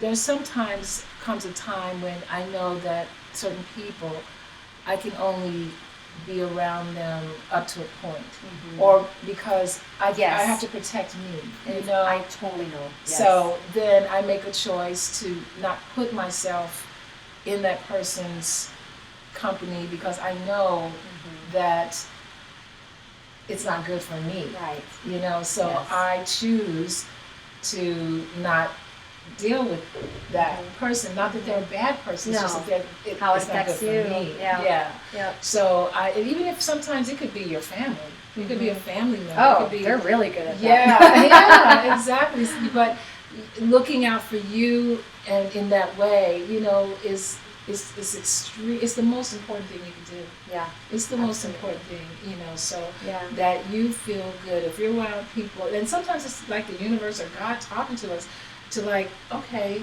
this is something you need to let go of, and sometimes that's hard for people to do, but I think we have to we're always being communicated to. I think the universe, God is always communicating things to us all the time, and all we have to do is stay awake and alert and pay attention, and everything we need, everything we want, everything is always there for us, and the universe is always pointing us to it, or pointing, taking us in another direction from this thing over here that may not be the best thing for us, and so I kind of live like that. I'm not, a pro at it, but I'm a lot better than I used to be, so, and I find myself happier, and sometimes you might find yourself being by yourself a lot because of that. I was Buddhist for many, many years, and when I decided not to be Buddhist anymore, when I was Buddhist, there were people all around, people calling you all the time, and things going on, you're invited to everything, and da-da-da. And then it's like, the tribal mentality. When you're in the tribe, you're protected, you're loved, everything is good. You got friends, everything. And then one day you just kind of like start to question some things, or maybe want some answers that aren't really clear, and you might start asking questions or looking at things a little differently. And then the leader of the tribe or somebody in the tribe says, you're not yourself. And we they need don't to like talk. that. What's going on with you? We are whatever we are, so we don't act like that, or we don't dress like that, or we don't talk like that, or we don't, and so tribes don't breed individuals. So you have to be willing to be who you truly are and true to yourself. A lot of times people stay in religions or jobs or whatever it is because they're afraid to leave. They're afraid because there's this threat of, you leave a religion, your life is going to go to hell and blah, blah, blah, blah. So they're not there out of the love of the religion or the joy that the religion brings, but because of the fear that they have of leaving it, Right. So if something, I don't care what it is, I've just come and I haven't told them my age, but in all these yeah. thousands You of want years to? I've been on this Thousands of years. Not quite. I've been on this planet. I just really have made a commitment to myself to be happy. I have to feel good. I have to be happy, and that is a priority for me. You know, and I'm not here to hurt anyone, but for so long, I was hurt and didn't know how to protect myself. You know, so didn't know how to speak up when somebody was, Right. you It's know, tough and for it me. happened Yeah. over and over and over. Whether it was friendships, whether it was within the organization of the Buddhist organization, whether it was with my family, it was everywhere. You know, because it was something that if I were to really be who I'm supposed to be in this world, I had to know how to deal with that. You know, and then in this industry that we're in, you know, you may be in a situation where you really aren't liking the way someone's talking to you or treating you or whatever. A lot of people do stay in the industry because, well, it's so much money, I don't want to blow this money, so they'll let anyone treat them anyway, you know, but there are ways to do it, and I know you're like me, you're nice, you grew up, it's not nice, you know, kind of, you know, it's like, it's not, you know, just take it, you know, it's, but There's a line. There's a line. Yeah, there's something to be said for just pondering, like Blessed Mother, like she would ponder on her heart. We don't need to speak as much as we think we need to. And absolutely. But as you're saying too, we are also not to be abused and mistreated. That's right.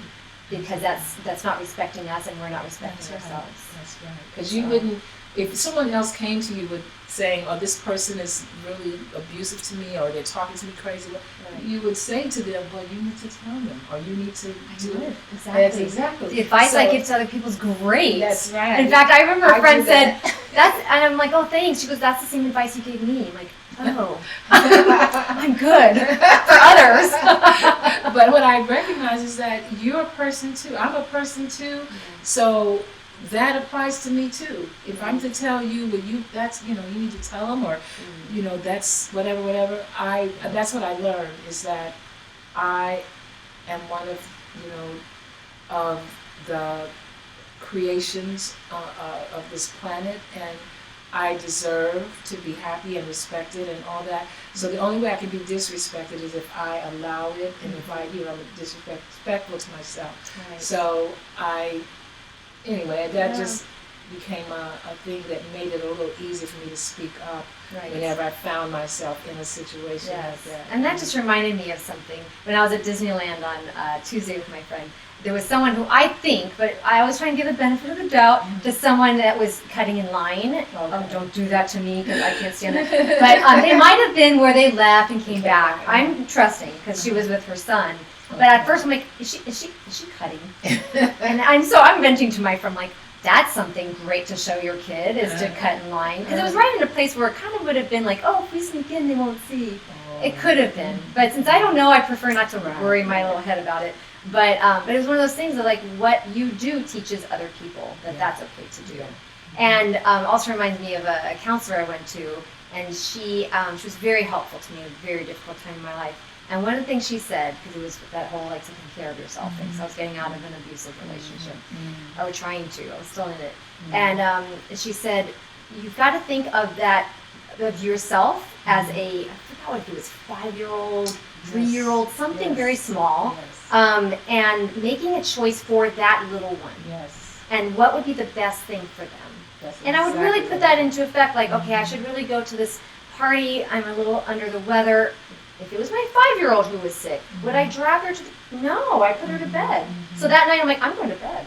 And it was just trying to learn how to take care of that child within us. That makes it easier, like when you were saying how that person you were talking about earlier, that's exactly what I picked. Because when I was a little girl, there were times when no one spoke up to protect me. So now I picture that little girl, and I speak up to protect her, you know.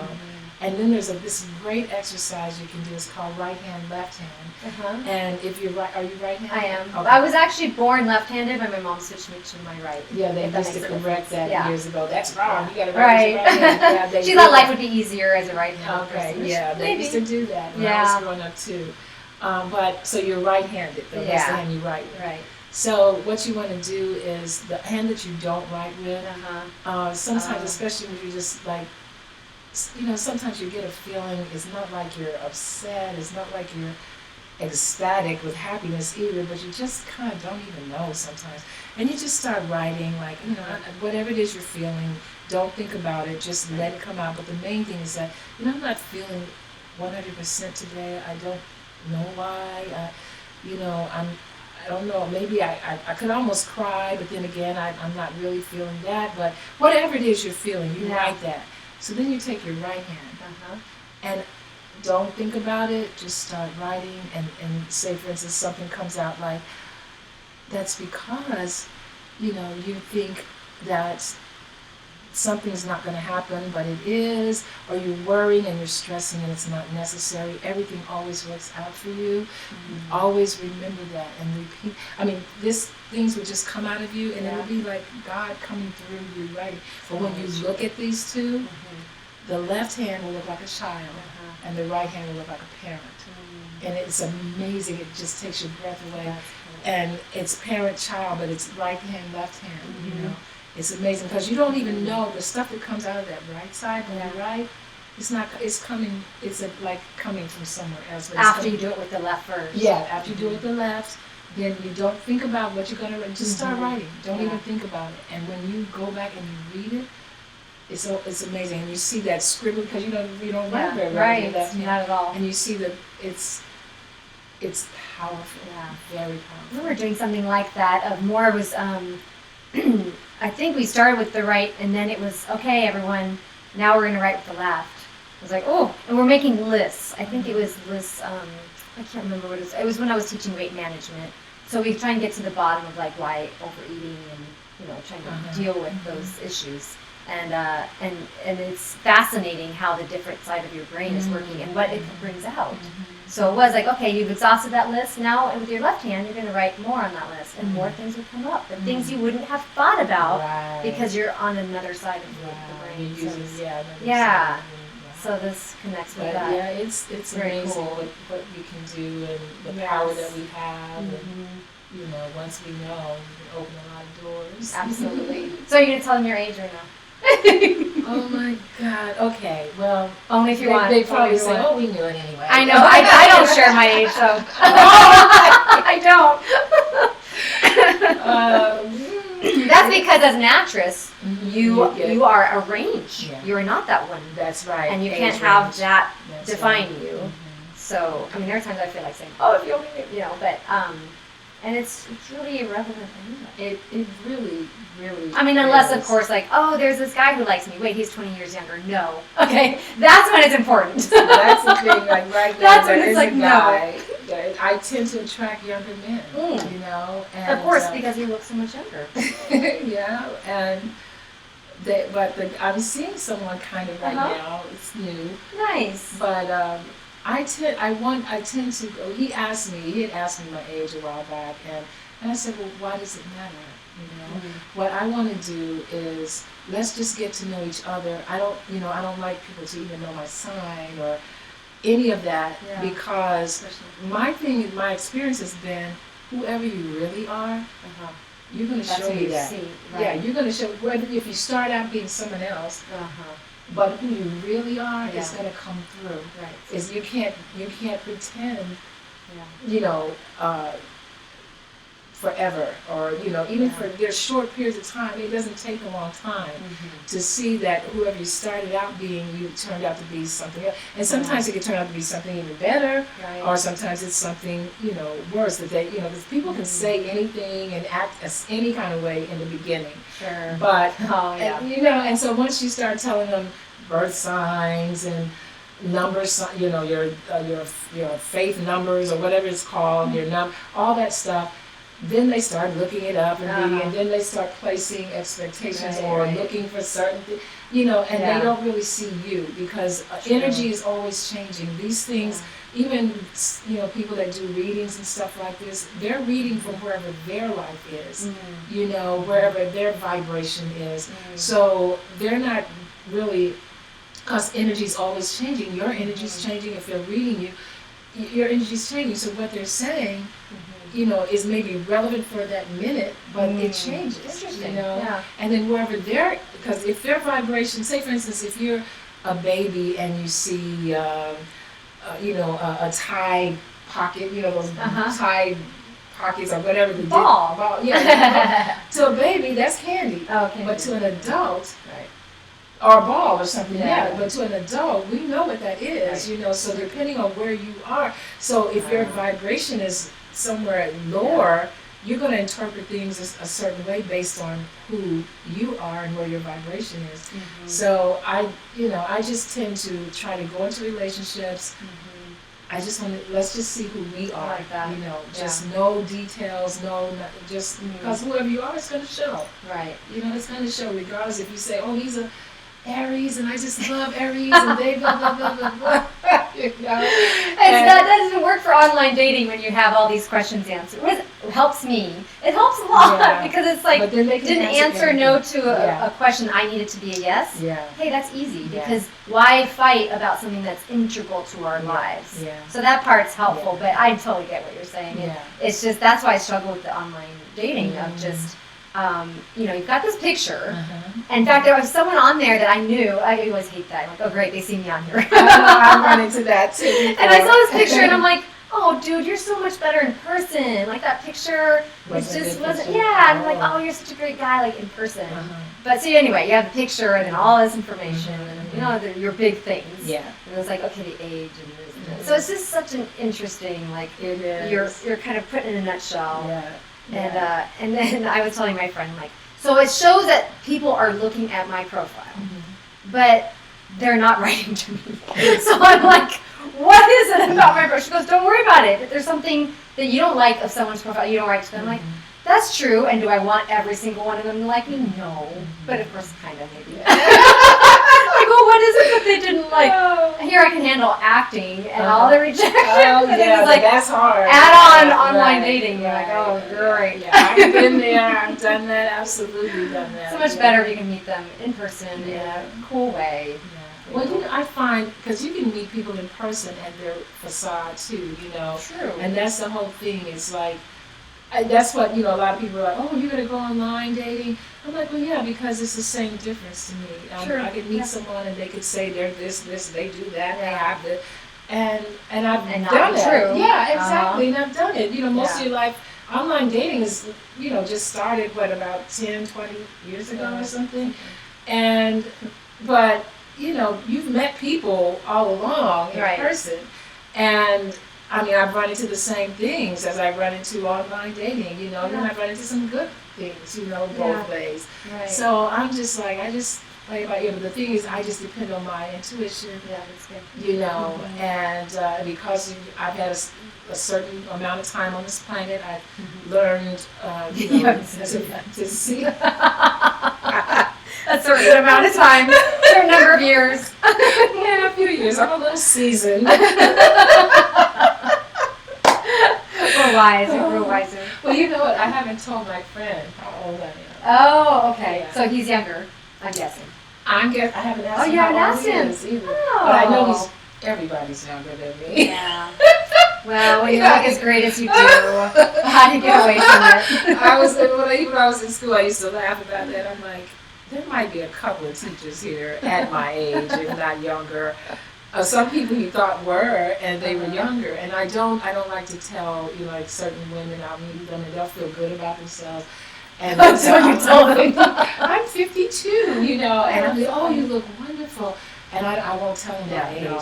I don't do that because I, you know, then they, and I don't want to feel bad. Yeah, I want them to feel good about themselves. That's very cool. Yeah, so. Nice. I like that. They think I'm, you know, younger, and that's okay. But as far as men, I attract younger, and I do. Now that's I guess maybe that's the thing with me. Yeah. I have a hard time if I like them, telling them my age. That's something that I have to work on. I do. That's that's so honest. I don't think I've ever said that before. Good for you. First. You were here. We're all here. Well, and I think that's fair. You know, and we all have that like, is this going to be a deal breaker? You know, I mean, I might see some people on there. I'm like, okay, you're 11 years older than me. I just want someone my age. I mean, just that's what I want. Oh, really? Yeah, I don't want someone 10, 20 years older than me. I get a lot of people who are 20 years older than me. No, like that, no. And then there's like 10 or 11, like, no, because feel younger and I want to be active. People at my age maybe are not. So there's a lot of things that have to, fit.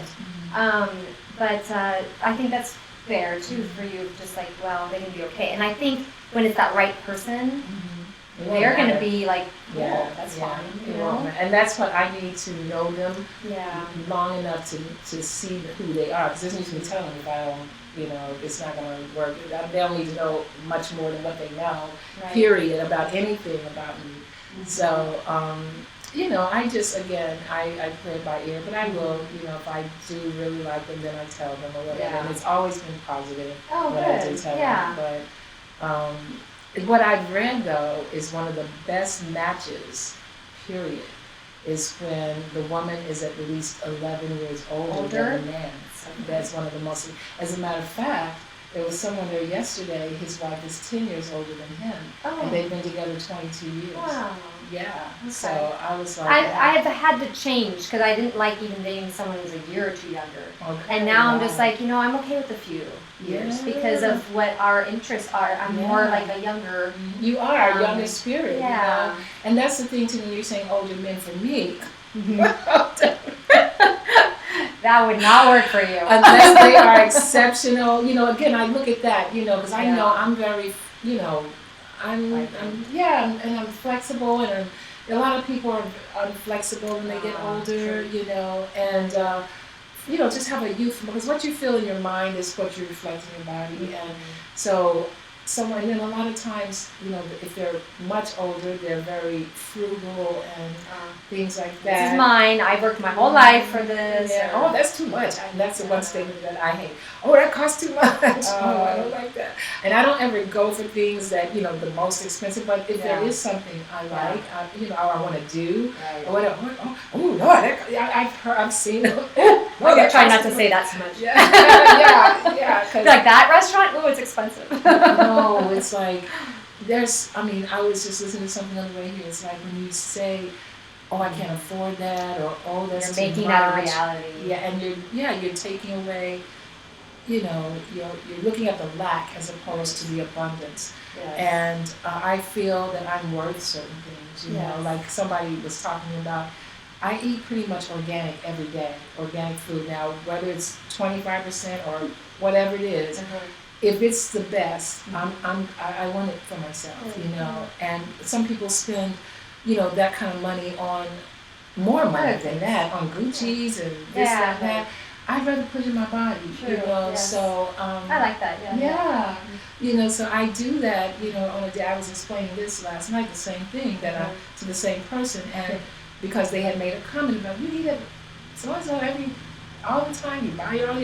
He was like, where did this banana come from? Where did these nuts come from? Yeah, well, because, I should have stuck around and protected you. Everyone's like on you. No, this wasn't the people there. Oh, was it? No, this is after I left. After, good. But, I was like, but that's the case. People spend more on their cars than they spend more on the food quality. They'd rather eat junk food or something really cheap than to put good stuff in their bodies. And then they wonder what's going on or why it's not performing like it should, or I'm tired, or, it's because you're not taking care of it, the best that you can, whatever you can afford. It's not about going out and buying the most expensive, like some people go buy a very expensive car and they really can't afford it. Right. But whatever your budget allows, buy the best of what you can afford, of everything, clothes, food, whatever it is, because this body, this is a treasure, this is a gift, this is,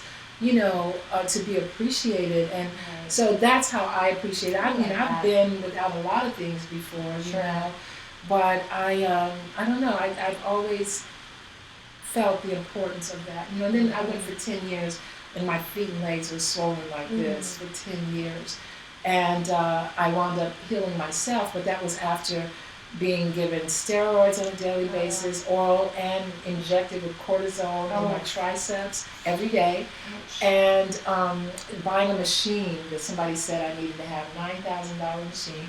I had to sit on every day, boots all the way up to here, trying to pump out the water in my legs.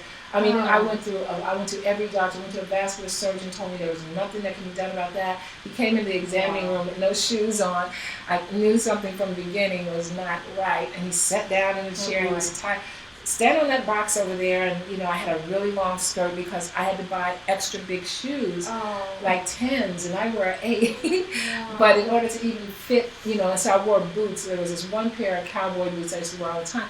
But in order for me to wear them in the morning, I would have to put them on, and I had to walk on my tiptoe because my legs were too big to get inside the boot. And so I would walk on my tiptoe, do my makeup, do my hair, whatever. By the time I did all that, my leg the water would kind of come up over the top of the boot, and my leg would slip in. But I would have on pants, and you see this big balloon over the top, this deformity, over the top of the boot. So this went on and on and on. But I'm just saying, I have learned. I used to pray to please, let me, find out what this is. Nobody knew. What started it? What caused it? Well, when I researched, it started little by little. My ankles started to swell. I had a trainer at the time that was coming to my house working me out, and we thought it was the shoes, so we went and got new shoes, and didn't help. Well, 6 years later, I was sitting on my sofa. I had this book, and it's called Nutritional. We're really challenging your brain today. Yes, Prescriptions for Nutritional Healing. Nice. And it's a big, big, big book. And I had bought this. Sounds familiar. I have a few. You may have it. It's like a really big, yeah. big book. And they've had many editions. They've come up with new editions over the years. But I had bought this book a year before, and this 6 years into the swelling, it was a hot, sweltering day. I had those boots on. I had gone out with one of my friends just to lunch, and I was burning up. And I just sat on the sofa, and I just said, God, you have got to help me find a cure for this. The book was lying beside me. I picked it up out of frustration, and I just opened it up to the page that said mercury toxicity. And I didn't know anything about that. Too much tuna? I'll tell you, and what it was. The reason I kept looking at it because it talked about one of the symptoms was swollen legs, and then it talked about being exposed to mercury, and some of the ways. One of the major ways was through the amalgam fillings. Well, when I thought back 6 years almost to that day, I had caught the end of a 60-minute story that was talking about amalgam fillings and how you need to get them removed, but I didn't hear amalgam fillings on your the teeth? silver, the fillings, yes. the silver, they're called amalgam fillings, and that you need to get them removed, they were bad for you, blah, blah, blah, but I only caught the end of it, right? So I immediately got in touch with my dentist at that time to have them removed. Wow. And he removed them, but the thing I didn't know is that when you have them removed, a specialist needs to remove them, because when they remove them, if they don't remove them right, they expose you to the mercury. Oh no! And I remember when he was removing them, I could feel it dropping on my tongue, like a powdery feeling. And he should have known. He should have, but he didn't. And that's when the swelling. That's exactly when the swelling started. So that was 6 years before. And I was reading, and like I said, the only thing that made me continue to read, because it talked about it caused swelling of the legs. And one of the major ways, like I said, is the amalgam fillings. Of course, seafood. But what I didn't know, and I didn't know about the amalgam fillings either, because they're 50% mercury and 50% silver. Wow. So, but the other thing was fabric softener. I had no idea. That has mercury, yes. Interesting. But I didn't use fabric softener, so I didn't use fabric softener. I did eat, seafood at the time, but I didn't. The amalgam fillings I had in my mouth. So, and I didn't know that you're supposed to go to a specialist to have them removed. Anyway,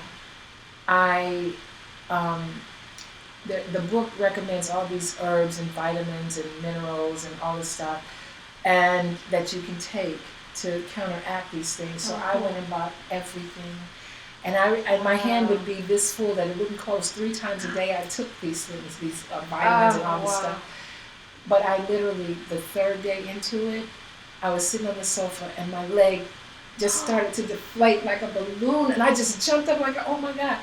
And it was receiving what it needed to counteract that mercury. But even after, and I was thrilled because then I went out, I bought dresses, I bought sandals, I couldn't wear sandals, I bought all these things that I couldn't do for all those years. And I still had a little puffiness though, you know, but I was okay with that because after all that stuff, you know, I was okay. But then 4 years later, I out of frustration of what was going on in my life, I decided to do a fast. I would call it the Master Cleanse. I had gotten the recipe like, I don't know, maybe 6 months before. I picked up this little recipe at a health food display. But I never did it, and I kept it though because I intended to do it one day. And at this time, my car had caught on fire.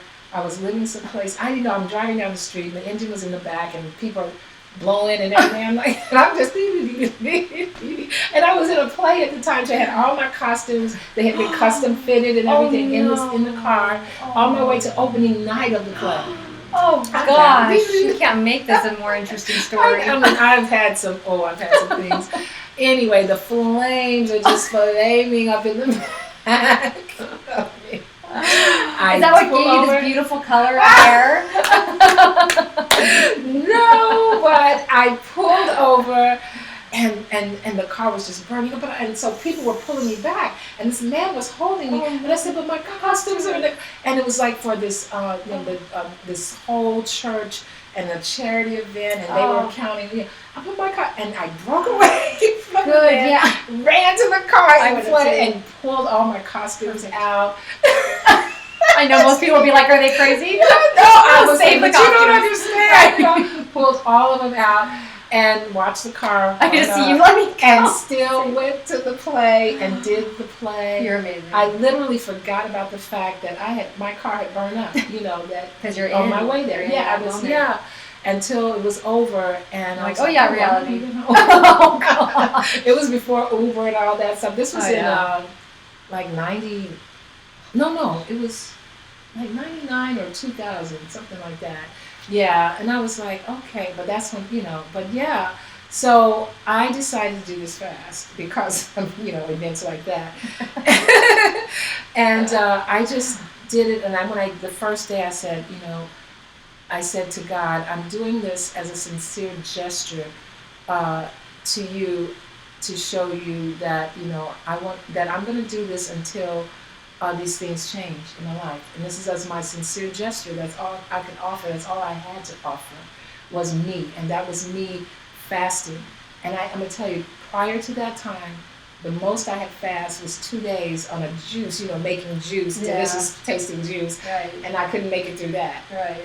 This, I wound up, the first week or so during this fast, I realized I had all this time from snacking and cooking and all this. So I decided to write for my birth certificate, which I'd never seen before, right? I'm the eldest of 7. I had never seen my birth certificate. Oh, wow. My mother always, you know, they'd send me home from school, you need the birth certificate. And after a while, they just stopped doing that, you know, as you kept going through school. And my mother always said she was going to send for it, but she never did. And so I would write for it. And I remember years before that when I was with Roy Ayers, we were going out of the country. In order to do that, I needed my birth certificate. His attorney sent for it, or when he got in touch with the people, they had no record of my birth, but they sent this temporary thing with like a seal of the state on it. And that's what I used for many years. But I had lost it at this point. So I wrote for it, and what came back, I thought they had sent to the wrong person because my last name wasn't Cox, it was Wilson, you know, and so again, I was kind of like... That's the truth? It was? Yeah, that was my birth certificate, it was mine. But your parents' last name was Wilson? My mother's maiden name was Wilson. Okay. And she was, on there was no father listed. So my father was 27 years older than my mother. Okay. So I think at the time they were not married or something, and that's why she had all my other sisters She had everybody else's birth certificate. I'm the eldest, but she had everyone else's but mine. So I don't know if they weren't married exactly at the time or what, and I didn't get upset. Sure. I just, maybe it was a fast too, because it was like a week into it. It took another week for it to come to me. So that was the first thing. And during that fast, I also got a call for an audition for a Dodge commercial. And on my way to the audition, I had locked myself out of the house. And there was all I could think about, I didn't have a car, so I'm on the bus to go to the audition. And all I could think about was how I'm going to get in, how am I going to get in, all through the audition, thousands of girls there, I'm doing the audition, and all I could think about is when I got out of there, how I'm going to get home. Anyway, they called me back. Nice. Which I was shocked, And when they called me back, I almost got up and ran out the door because I had this huge red afro. Everyone else had straight or short-cut, nice hair. And I was literally sitting right in front of the elevator. It was probably as close as this light. And I literally got ready to get up, and that's when they called me, because I was going to get on the elevator and leave, because I'm looking around, because I saw girls from other commercials, and I'm thinking, they're not going to give me this. Look at me. I never believed that. Yeah, I put myself down, and they called me in, and you had to read, at this audition, and they had the boards up and told me what they wanted me to say, and I started doing it, and I stumbled a little bit at the end, and I was like, to myself. And they didn't say anything. They were silent. So I just picked up my bag and I was walking to the door. And he said, "Wait a minute, where are you going?" And I was like, I thought I didn't think I did very well. They said, "No, do it again. You did great. Do it again." Wow. I did it again. And before I left, I got this feeling that I got this commercial. And at the time, I had just gotten an agent. And I went back to her because I had to fill out some papers for her. I had just gotten her. And she said, "Well, I had the audition." I said, I got that commercial. And she looked at me like, oh, please. I mean, she really did. Really? She looked at me like, you don't know what you're talking about, Because I think she reluctantly signed me in the first place, because at this time, and I have pictures I can show, nobody had that hairstyle, I love it. And so she was thinking, yeah, right, you're going to do it. Anyway, the next day, she called me and she said, "You were right.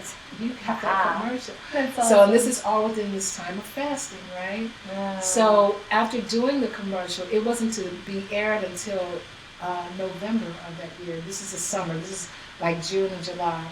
And at that time, first off, I was going to be given $25,000 just from the beginning, right? Oh, gosh.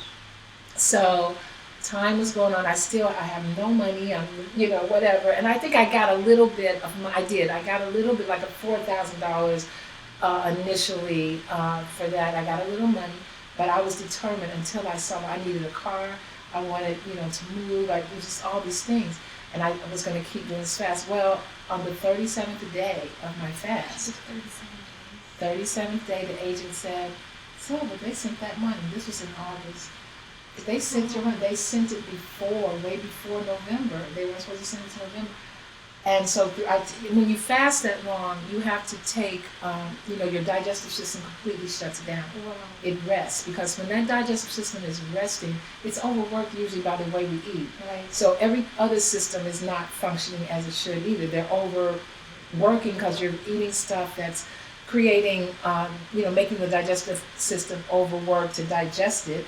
So other systems are being affected by that. So it shuts completely down, and that's what the fasting does. It allows the rest of the body to start functioning as it's supposed to.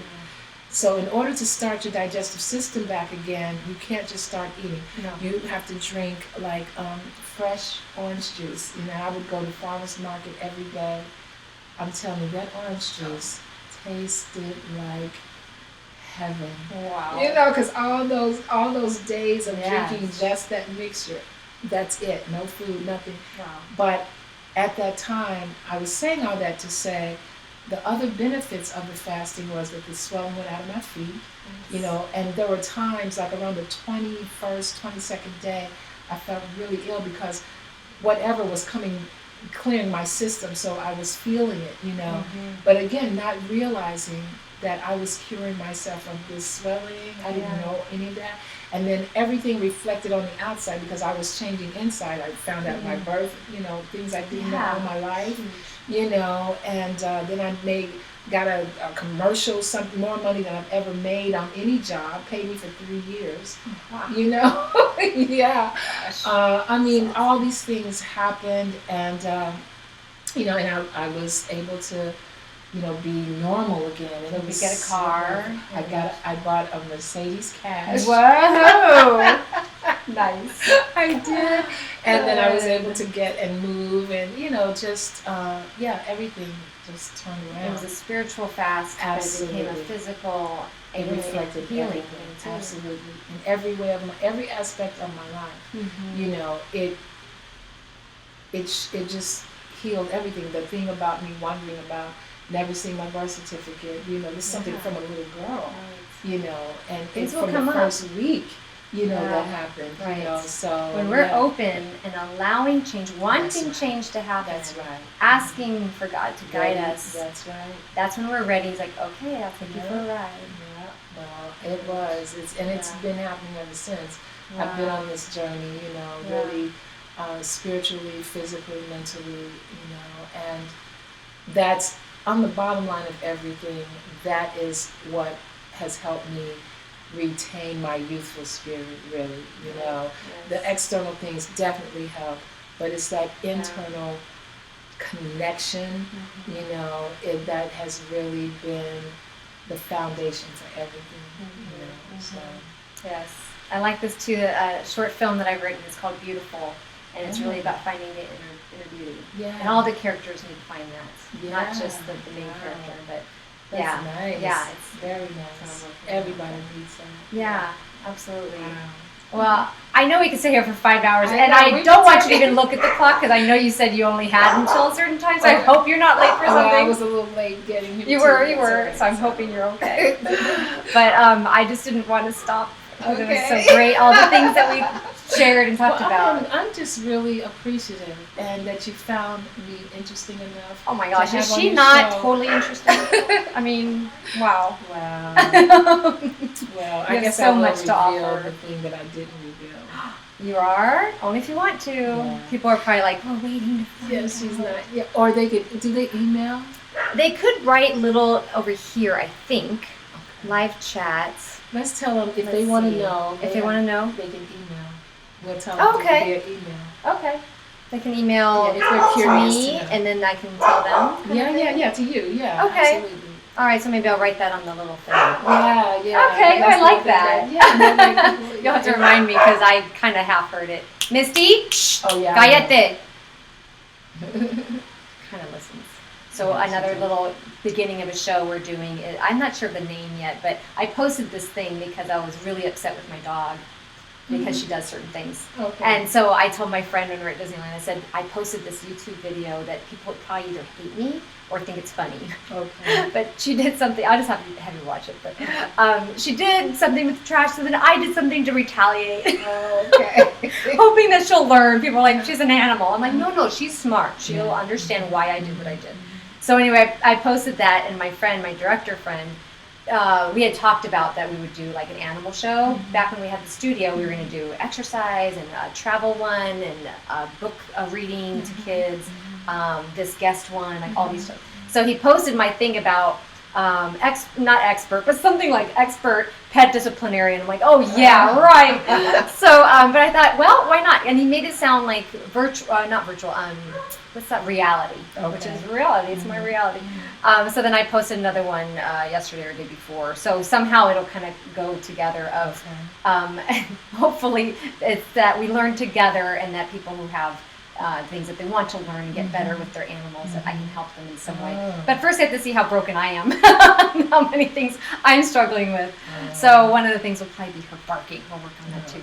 Okay. So anyway, that's another show. But the guest show, as I mentioned, is pretty new, but it's the love for me. I love having awesome people come and just thank you for taking the time and offering so much of yourself. Like I said, this is really a nice setup you got here. I didn't Oh, realize cool. that. Yeah. Very nice. Yay. Yeah. Thank you. Well, it's a blessing. And I knew that when I purchased all this, it was when I was working for that company. I'm like, okay, I guess I'm so not technology oriented at really? all. It At doesn't all. look like it. Thank you. By the grace of God, literally. Wow. I mean, it took me 3 weeks to get all this up and running. And then I was doing the broadcasting, not realizing that they stopped paying us hourly. Because a lot of people would go into the private, like do readings and that kind of thing, and I didn't do that. I stayed with the big group, and I'd pray for people, and we'd talk, and I had Bible verses and just different cool things. So I stayed with the big group, so I wasn't getting paid for our private. So anyway, I didn't realize for a month I did that, and they weren't paying me. So then I'm like, I guess I need to leave this company now. And I'm like, oh, sweet, I just purchased all this, hundreds and hundreds and hundreds of dollars. So Lord, you better have a plan, because I can't return it now. What kind of camera is that? So this is a webcam. I can't look at it right now, but I'll tell you. We can look at it after. That's nice. I went off what people recommended, and then the wonderful people at Sam Ash. I went there, and then Amazon for the lights, and then Sam Ash for the mixer and all that. So because I always look at the people who do their videos on YouTube. I'm a YouTube to You are? Oh wow, that's so cool. I'm really actually not. You can learn and find out. I'm sure. Yeah, I on have looked YouTube. up things. It's true. Oh my God! But they look so. I know they're not using their computer cameras. They're using, and I've always like, I want to get a camera. I want to get a nice camera, because it makes all the difference in the world. I mean, because I was just going off my computer one, but they did say that having an external one would be better. Yeah. And then I had to. I have this computer at the same time. Oh really? Okay, cool. And it's getting older, and you do need to have a newer one to do more and other things. So I might try to do that, because I wanted to be able to call a guest too, and have their face viewed too, and I don't know how to do that yet, so I'm hoping to learn how to do that. Okay. But my friend did say you have an older computer, so it's going to be harder to do. So we'll see. Well, how old is this computer? I don't even know. Maybe. I mean, this is a little different from mine. 10 years? No, you have something plugged in there. That's not different. Yeah. That's the same. And I'm plugged in directly to internet instead of just allowing it to be wireless, so that makes it more stable too. Directly to internet? Yeah, like it's connected to the cable. Oh, okay. Yeah. So my first interview with my friend Craig, it did not record. But luckily I had my phone going, and we spoke for an hour and a half. My phone at least recorded about 50 minutes worth. So it was from my phone down here. The angle wasn't great and all that. Then my next one, was he my next one? I think it was Owen. Maybe it was someone in between. But when Owen came in, whole hour interview, sound didn't work. Oh no! Yeah. So I've had lots of things. Today the webcam didn't want to work, so I called George. George Anton's been a great help. I'm like, it's doing this now, and over the phone he can figure. So he said, I think you're going to have to shut down the computer. I'm like, no, my friend's going to be here soon. I don't want to have to shut it off. But that was the fix. I shut it all off, and then the webcam started working. So all that to say is there's always been little things to learn, and things that didn't absolutely, work. Because that's how this technology is. It's always something, but that's the thing and that's the thing I'm grateful for too, is that I have been around people, and especially young people, they know all about this stuff, Seriously. And a lot of people, like I don't know if I mentioned yesterday, I've met people that have never sent an email before. Wow. And when you do that, these are older people because they're afraid, When you're like that, you're just going to wither away and just, die. Now, this is what, a mixing board? This is a mixer, Wow. Oh, and there are some huge, I have a musician friend. Yeah. Wow, those things are cool. Well, from the music. Those are fun to look at. I don't know how to use them. But. And then this mic. This is Audio Technica. Oh, Technica. Yeah, that's a good one. Absolutely. Yeah, the guy was really helpful at Sam Ash. I'm like, I don't know which one, but so he helped me with that. That's one of the best ones. Yeah, and then from the company I was working with, they told me which kind of lights to order, so I did that. Amazon was great with that. So little by little, tried, learn how to do it. Right, that's what you have to do. Still constant, kind of like what you said, and always trying to grow and improve. Yeah, in so many different. That's ways, it. right? That's the key to me to staying youthful and vibrant and alive. Is always seeking new things to learn and do. Yeah. I do have one more lingering question. Mm-hmm. So you did the fast for 37 days, or was it longer than that? Well, I did it for 37 in 3 days. It was 40 altogether. It was 40. It was meant to be 40. I didn't plan that's a it, spiritual but time. I did 40 days. Wow. And it's just a drink that you buy. Well, no, you make. Oh, you make it. Yeah, Okay. it's lemons, cayenne pepper, grade B maple syrup, and water. Okay. I have to write this down. Yeah, it's called the Master Cleanse. You can find it online. Yeah. And it's So been hard around to do. forever.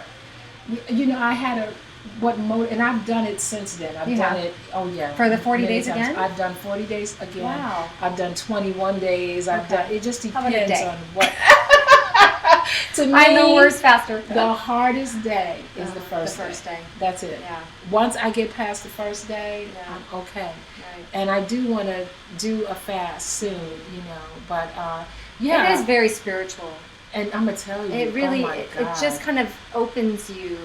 And It I know does. I used to do it consistently when I did the broadcasting. Okay. Because, kind of funny, but I found that when I would take a 30-minute break, so I'd go into the studio, that's back when I was training in the studio, when I take a 30-minute break, so say I had like 250, 300 people watching, and then I'd take a 30-minute break, I'd come back and there'd be like 70 or 80, and like, where'd all the people go? And they wouldn't come back. So I'm like, all right, I'm not taking a break. So I would bring my shake, and it's just a protein shake, and put whatever fruits in it. So literally I would go in at 6 a.m. I wouldn't leave until 2, and I would just have that shake. And I just felt like, Just this one? is good, just the one shake, yeah. Wow. And it was powerful, and I would include everyone, like, join me in fasting. It can be different for different people. It can be just fast from breakfast, eat the rest normal, or fast from doing something that isn't great, just like, you know, Lent. Television or something. Yeah, right. But for me, it was because of I'm working and I don't want to leave you all. And then when they kicked us out of the studio and I did it from home, I did the same thing. I did here, but I wasn't doing the whole 7 hours that I was doing in the studio. But that's a long time, and I was just working maybe it was 2 days to start and then 3 days a week.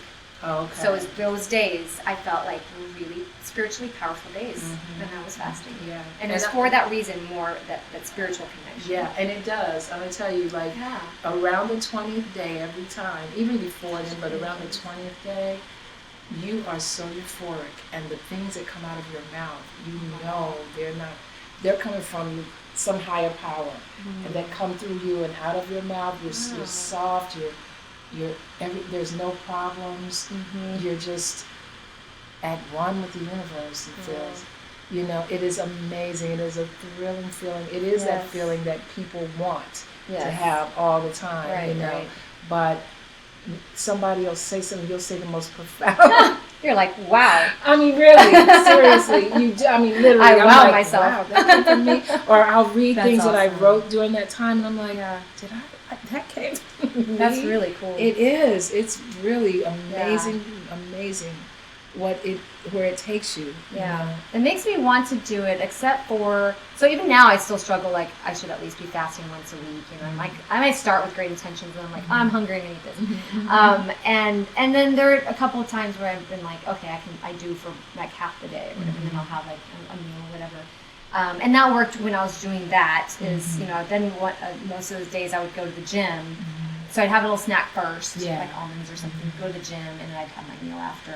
So the thing with doing such a long fast is, you know, especially on these bike rides I do, we're gone for 4 hours. Oh, I used to work out.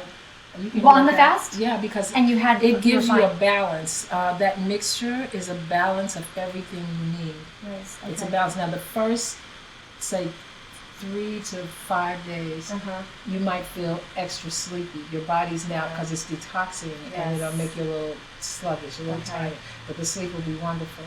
But I did step aerobics. I was, as a matter of fact, I was in top shape. Step aerobics queen. We went hiking, because I went hiking pretty much every week. And then the other thing I did for myself, and I like to do, is go to the steam room. You know, I now go to the Wee Spa, you know, and I was there this morning. Oh, nice. And sauna work too? Steam I like room. the sauna. No, sauna dries your skin. Oh, I love this. I love the dry. The heat is like I used to do that. Yeah.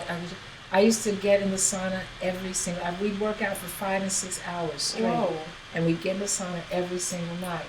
And this was 5 and 6 days a week. would get in that sauna because they didn't have a steam.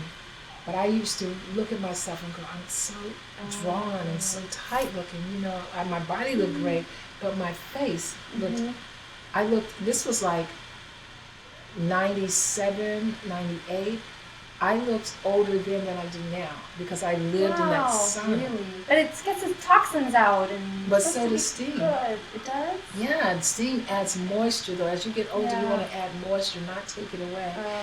So, and you'll see a difference. I mean, that's the first thing I noticed with skin. Even when I started, back working on my skin, I fought to get to a steam room because that's really important. Or steam, like hold your head up. Steam is, oh my God, steam is the best. And you can do sauna, sometimes you might feel a little like you want to just sweat out a little bit, but I don't even go in the sauna. Maybe just for like a warm up. Sometimes I go in before I lift weights. But I promise you, if you go in the steam room, you're going to see a difference too. You're going to see a difference. They don't all have it, but I know one does have it. I go to 24 hours. Oh, yeah. But I know and the ones one they have a co-ed a lot of times. Yeah. Yeah, I don't know. Yeah, but I hate going with the clothes. You should right, try the because you're totally wet. Yeah, and the thing is, you should try the Spa. I'm gonna tell you why. Did I tell you about it yesterday? No. Oh, the Spa is 4 levels. Conan O'Brien made it internationally famous because he heard about it, couldn't believe what you get for the prices, right? So he did a show. He got a body scrub on his show at the Spa. People come from all over the world to the Spa. W-E? W-I. W-I. Yeah. Like the Wii. Yes, except one I. Yeah, exactly. So the first 2 floors are the female and the male floor. Okay. They have 3 jacuzzis, sauna, steam room, a resting area, sleeping area. And then the air, yes, it's an all-night spa. It stays open 24 hours. And they have the area where you go get your body scrubs and stuff like that, each of those floors. And then they have the first co-ed. You're going to really know when I get to the end of this. The first co-ed level, they have the 5 specialty rooms. They have a clay room. It has these little clay pellets all over the floor. I might have told this one. You might have been filming. Yeah. And they have these little clay pellets all over the floor. They're deep because Yvonne knew about it. The guy that knows the guy. Yvonne that had the twins. He kind of had the accent. He's the one that got up and said, "You look younger than me," or something. Oh yeah. What was his role? Was he the detective or I think he was. No, he was the defense attorney.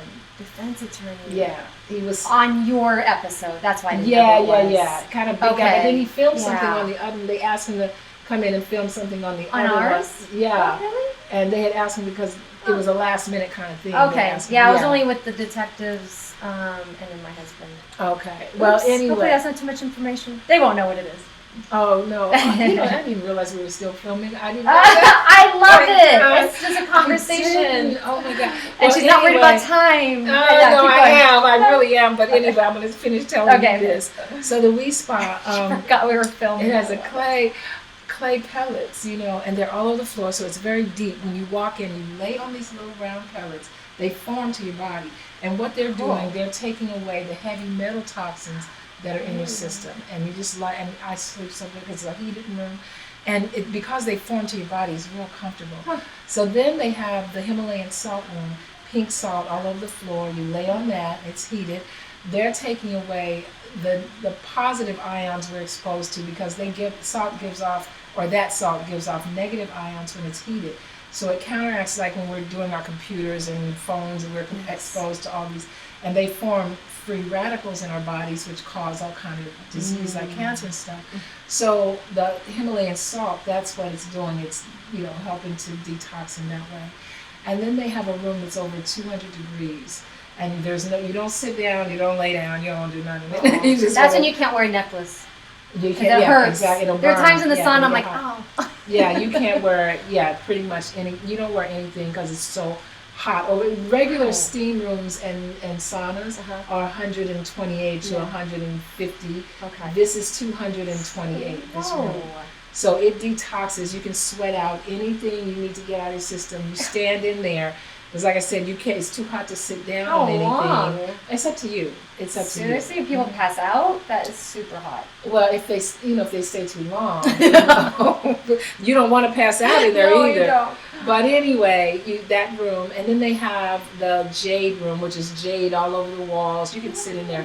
It's heated, but it helps to get rid of sore muscles and sometimes, mental stress and stuff. Yeah. So they have that. And then the fifth room is like a big refrigerator.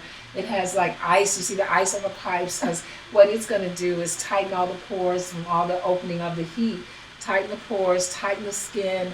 And it's just refreshing after all that heat. Yeah. And then on that floor they have the children's room. There's a huge monitor.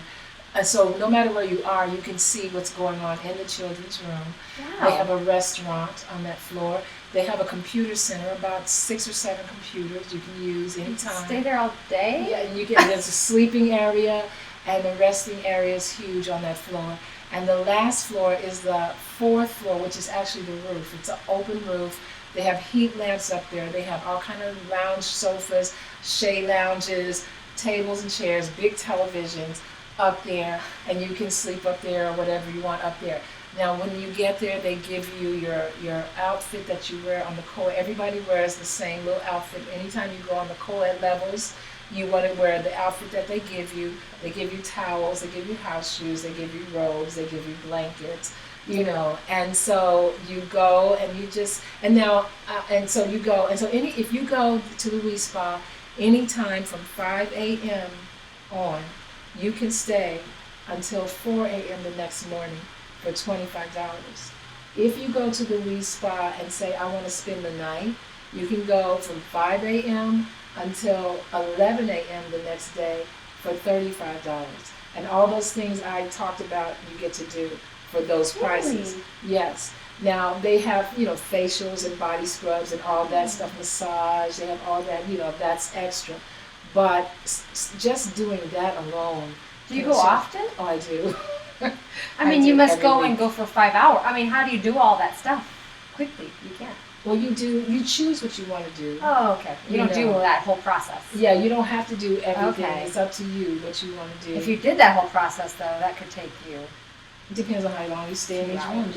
You just, I go and I stay for hours. I do. Oh, yeah. Yeah. It's all there, and you pay your $25. Yeah. How often do you go? I go every week. You do. So like once a week you go, and you go for a few hours? It depends on sometimes I've never even I'll heard take this a concept. day, if I finish everything by I don't know what time it is right now. I'm afraid to go. But sometimes by 4, or sometimes I'll go earlier, like 12. Is that where you're headed right now? No, I left there today. I went early this morning. Okay. Yeah, I did go. But I'll have the treatment. I mean, it just seems like a luxury, but that's really not that expensive for what you get. No, I have that's to why try people that. come from everywhere. Even celebrities go to the Wee Spa. It is, it's amazing. It really is. Okay. And they have a lot of spas like that. Now they have another one similar to the Wee Spa, but to me nothing is like the Wee Spa. Oh. But they have another one. They have a huge, what they have instead of a gym. Oh, did I say the Wee Spa have a gym? Yeah. Okay, well, it has a gym and a restaurant. But this other one has a beautiful swimming pool area. Nice. They have a huge pool, then they have several small pools all around it, and then they have the bar over here, so people go to that for that. Wow. It's called the Palace, so it's Palace. It's, Okay. Actually, you hadn't mentioned it's a gym, so the Wee Spa has a gym. Yeah, too. the Wee Spa has the a Palace gym. as well? Palace. The Palace doesn't have a gym. They Okay. have the swimming pool though. Okay. Yeah, that kind of makes up. That's where they differ. But everything else Wow. is but it's Pretty cool. what it is. Yeah. Absolutely. Or even just, I feel like I treat myself, like I had some audition or something on the other side of town, and it was at the beach. And so I'm like, I'm going to take Misty with me. We're going to do a walk just along the boardwalk. It was just a little outside of what I would normally do, but going early to beat traffic. Right. And I just felt like I'm pampering myself. Right. It could be that simple, Yes, not even absolutely. spend a Absolutely. dime, but just to do something good for yeah, yourself. absolutely. Going to the beach to me is one of the Nice. most healing, Yeah. beautiful things. Because when I go, sometimes I look at the waves as they come in, they take away whatever I don't need or whatever isn't good, and they take it away, and then they bring me back something new. And I Oh, always that's so leave- awesome. I feel like the last time I went, I fell asleep in my car. I parked, I go to Malibu and I just sit where the rocks are, and I didn't even get out of my car. I hadn't been there in a while, and this was about, I don't know, maybe 5 weeks ago. Sat in my car, and I just went into this really deep sleep, really deep. Right on like PCH? Yeah, Wow, like and all pull these over, cars. you pull Yeah. over, the cars are parked there. Yeah. And I make sure my doors are locked, but I fell asleep. And I could see the ocean and the rocks and everything. I didn't mean to fall asleep. I fell asleep, but when I woke up, it felt like I had had major surgery. Just felt like something deep had happened, Wow. And I remember after that, because before that my sleep was kind of like, I go to sleep and I wake up and I go to sleep and I kind of disturbed sleep, Yeah. After that, I've been sleeping like a rock every night. Wonderful. Yeah, but So I love the ocean. Yes. So do something like that. Whatever reaches you to just enjoy that. We need to do that more often for ourselves. Because we live in a beautiful place. Yeah. And, it's just a few minutes away to get in your car and go to the beach. Right. I know, sometimes I think it's so far from here, but we just got to make the time in the That's plan. right. That's right. Yeah.